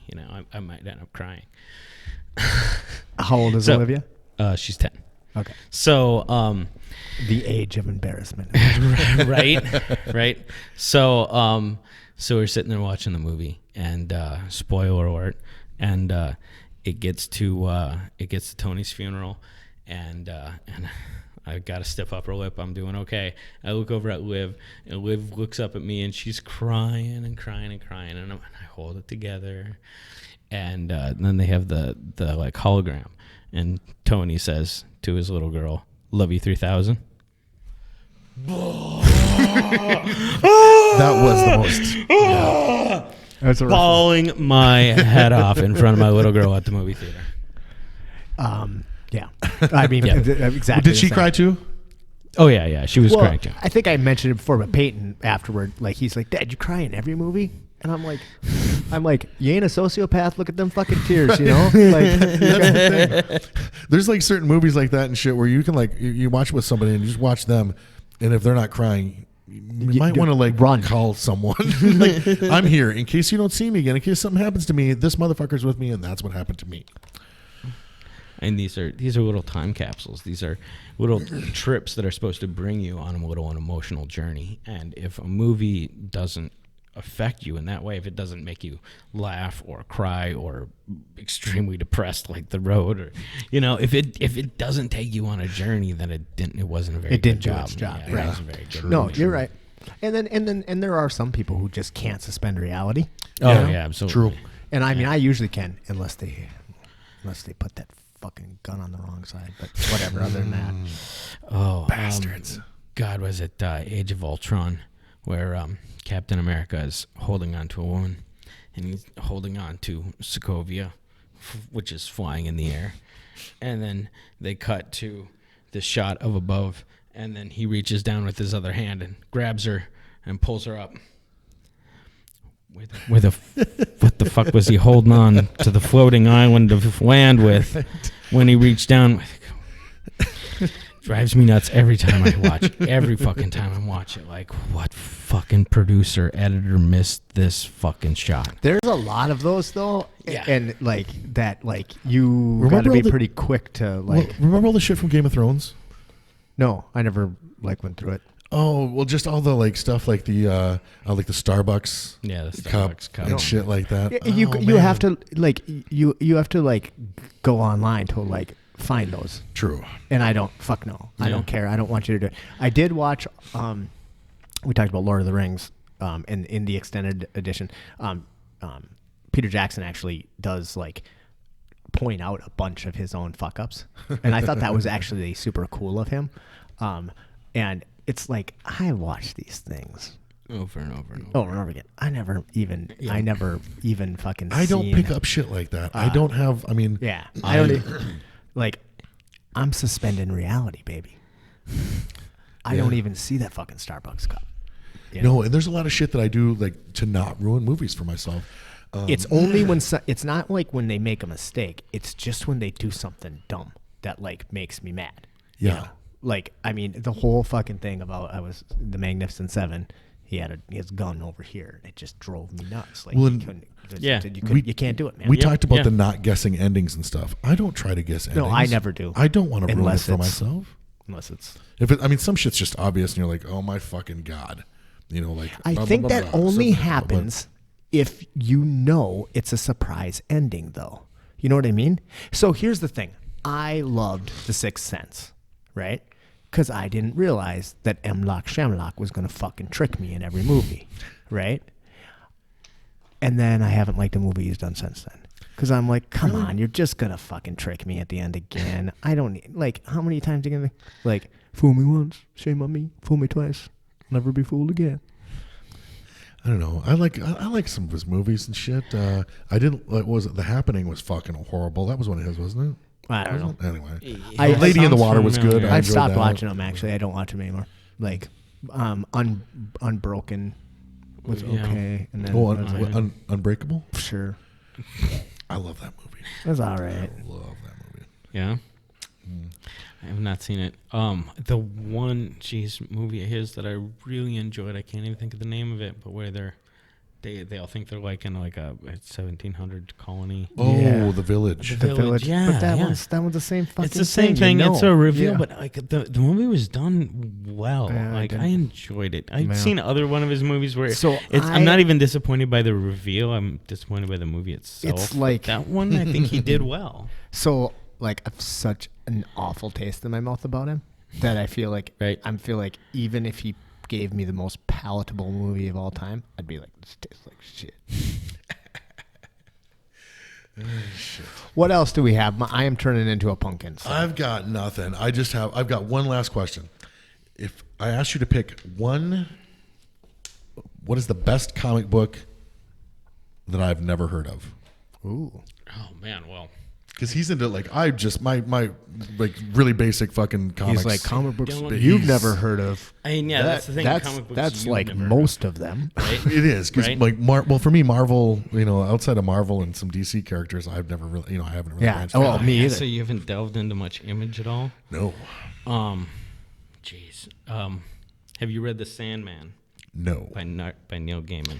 That's a fuck. I mean, That's even fucking I've amazing. read that. It's good. It's fucking incredible. It's It absolutely actually fucking it got incredible. me into Neil Gaiman, and then I realized he's just a really good comic book writer, but his fucking books suck. Oh well, you can fucking eat a whole bunch of ass. I don't- He's the most. I want to like him. I love want Neil to. Gaiman to no end. I want will go to, gay but I for can't Neil do it. in a second. I won't go vegan for him though. Oh no, He's a vegan. I no, won't do he's that. you can only go vegan for a woman. Yeah, right. Duh. But yeah, Sandman is a phenomenal series. It I is really good. disagree. I think he's an amazing writer. Yeah. Of novels and the I variant short mean, stories. I've read a bunch, but like I'm always like, why the fuck am I reading this again? Like American Gothic. Yeah, It's American like Gods. American Gods rather. Yeah. Oh, Just like, my God, I love I that read book. American Gods. I love that book so much. I've read that like 4 times. I read it. I loved that book. Yeah. I Okay. adore that book. Yeah.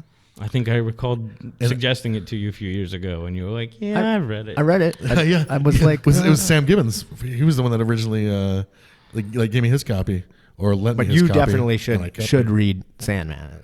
Yeah, Sandman's phenomenal. Well, Death. cool. I can definitely do that. And it's not so obscure you can't find it. No, yeah, it's pretty easy to find. So I can order it on Amazon for like 50 cents in $400. print. Other than that, yeah, East of West, which I mentioned earlier, which just wrapped, is phenomenal. That's the post-apocalyptic one. That's the post-apocalyptic one, yeah, that just wrapped up. Preacher was a really great comic in the mid-'90s, written by Garth Ennis. The one from the series. And yeah, now it's being made into a series by Seth Rogen. Yeah, Because I did I think enjoy the first 3rd or 4th season will be the wrap of it. seasons. Yeah, that ran for just under. That was some 100 wild issues. shit. Some amazing stuff. I'm so glad they finally started bringing John Wayne in, or the John Wayne-esque character, I should say, because yeah, he was in some of the first few. One of the things I really like about, if you are watching the TV series Preacher, it's the way they broke up the story and altered it. It's very different from the comic books. So you're dealing with a lot of the same characters and stuff, but the stories themselves are different. Like overall, the whole thing is the same. They're looking for God who's somewhere on Earth, and he has Genesis and him giving them this power of the word and whatnot. But it keeps it fresh because they're not just converting the comic book to a movie. Sure. So yeah, Preacher, East of West, Sandman, those are definitely some of my top stuff. Right now, Immortal Hulk. Yeah. God, that's a phenomenal series. I haven't started that yet, but you told me that was fucking great. So good. It's so good. It's so good. I just can't even. I've never even Hulk has not been one of the characters You that I've are like traditionally a liked. true comic book. Oh yeah, yeah. Yeah. But yeah, Immortal Hulk. I mean, basically, like the build up to this the new series, like issue 25 is coming out like next month. But the build up to it was Bruce Banner gets killed, and so Bruce Banner's dead, and Hulk is dead according to the world, But then they bury Bruce Banner, and Hulk crawled out of the grave. So Hulk is now immortal. You can shoot Bruce Banner in the face, and he will come back to life after dark as the Hulk. After dark, so he After Hulk dark, like is- a vampire. Yeah. Oh, it's incredible. So yeah, I mean, Hulk he's slowly become stronger and stronger and stronger. He can now absorb oxygen through water, like a salamander. So he can walk across So you the can ocean. walk across the ocean. You can't drown him. He can survive in space. See, I always get, so like, he's I always get, immortal. like, that's one of the problems I always have with superhero movies. They become too is that- powerful. well, yeah, like even in end games or whatever. Like I've always really liked Tony Stark, but Tony Stark's basically a dude. You know, Yeah. he's got some super, like shit, but he's Yeah. just a dude. Yeah. and he's like one of the greatest. But Yeah. like, I mean, though I did really like Thor in the last one, just because he got fat. Yeah. That They was so make him great. Yeah. Well, and the Chris Hemsworth Thor is fucking really hard to dislike. And Well, I never really liked him. I didn't. you're like, a dude. Well, I This did like is a Ragnarok. man. His I mean, his I've interplay never with been much with of a Marvel comic Chris fan, Pratt. but they make the most amazing movies. his do so good his with it. like little interplay with Chris yeah. Pratt is like fucking Yeah. hilarious. And Drax is like Drax has like his man crush on him and shit. well, they all do. It's amazing. Great stuff. Oh man, Yeah. such good stuff. It's the best. Guardians of the Galaxy is by far my favorite Marvel. it's a- universe. I yeah. think it's just great. Yeah. or not universe, but Marvel. Yeah, MCU Enterprise. movie. Yeah. Yeah. Yeah, it's amazing. And that comic book is absolute garbage. Is it? It's absolute garbage. I've never even seen it. They somehow turned a garbage comic into one I've of always the loved best Gamora's yeah, costume movies in the I've seen in comics, the but last other few than that, you know. Well, It is. It's just a. I think a big part of it is that I think Chris Pratt is fucking like Yeah. Oh yeah. comedic. it's a genius. great cast, and Yeah. like in the writing in the movies it's just better. It's Yeah. good. Okay, Great. we've got to wrap up. Yes. So, again, Chameleon Cafe, 371. It's right by BIR. Yeah, right next to BIR. We're open from 7 a.m. to 3 p.m. Wednesday through Sunday in the summer. Same hours, 7 days a week in the winter, I should say. Same hours, 7 days a week in the summertime.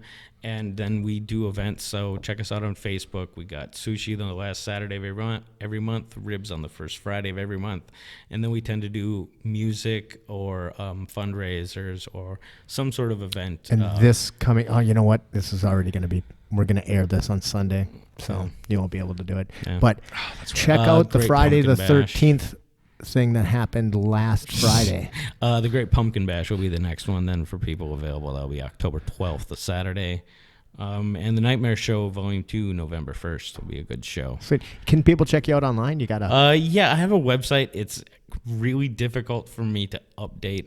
So Facebook is going to give you the most current information. So just the Chameleon Cafe? Yeah, just Google Chameleon Cafe. You can find us on Google. You can find us on Facebook, Instagram. Yeah, I can put a link to it, Yeah, too. sure. Cool. Right on. Next week, we have on Mark Hummel, who's an interesting character, guy that both Kyle and I have known in different spheres, which is interesting. And so that will be fun. But he's got a bunch of music shit coming up and New website, And has just a pile of. He's always got he's a busy kid. Bunch Yeah, of shit going I've on. worked with Mark too. Yeah? Yeah, he brought Afro Man to the cafe last He October. did, yeah, which is huge. Yeah, and I've sponsored him as a fighter before and stuff. Yeah. So. Yeah, Yeah, he's a good cat. Mark's great. So it'll be fun. So he's coming up next week. And I think that's it. Anything else from you, my friend? No, man, I'm good. I'm It's been good. Fun. All right. Sounds good. Well, we will see you next week. Thanks. Hey, everybody. Thanks for tuning in this week. I did forget to talk about the song of the week. And this week, we're doing a song by a band called Skittish. They're just an incredible band. Unfortunately, I believe they're defunct these days. But, man, they just put out some great songs. And this song is called Ugly on the Inside. So check it out. Catch you next time. What's your problem? What's your poison? Let's go pass out before the heavens fall. Oh, we should share some time. She can see that I'm not too deep. Don't worry about drowning. Leave your life jacket there and come wade with me. But she's up on a soapbox trying to alright. Spacey as the moon landing twice as fake. She accepts my my invitation. I pull her close and let her know I'm only ugly on the inside. I'm only ugly where it counts. I'm only ugly when the lights go down. I open my mouth and let you in on my thoughts. So let's forget about it.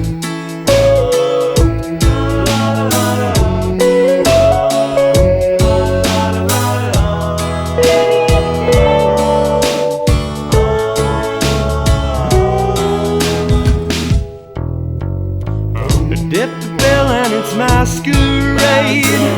Ne'er-do-well in a gold false face. On any night she'll say hello or pass you by. Yeah, I do. And I have to admit, yeah, I do. I'm drawn to a starlet clad in fashion's best and filled with feigned interest. Who's only ugly on the inside? Who's only ugly where it counts? Who's only ugly when the lights go down? I open my mouth and I let you in on my thoughts. So let's forget about it.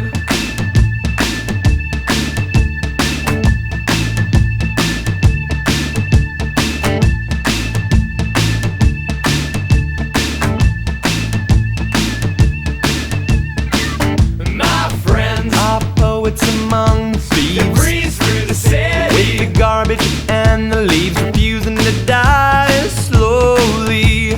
But good company for a quick poisoning. We're only ugly where it counts. We're only ugly when the lights go down. I open my mouth and I let you in.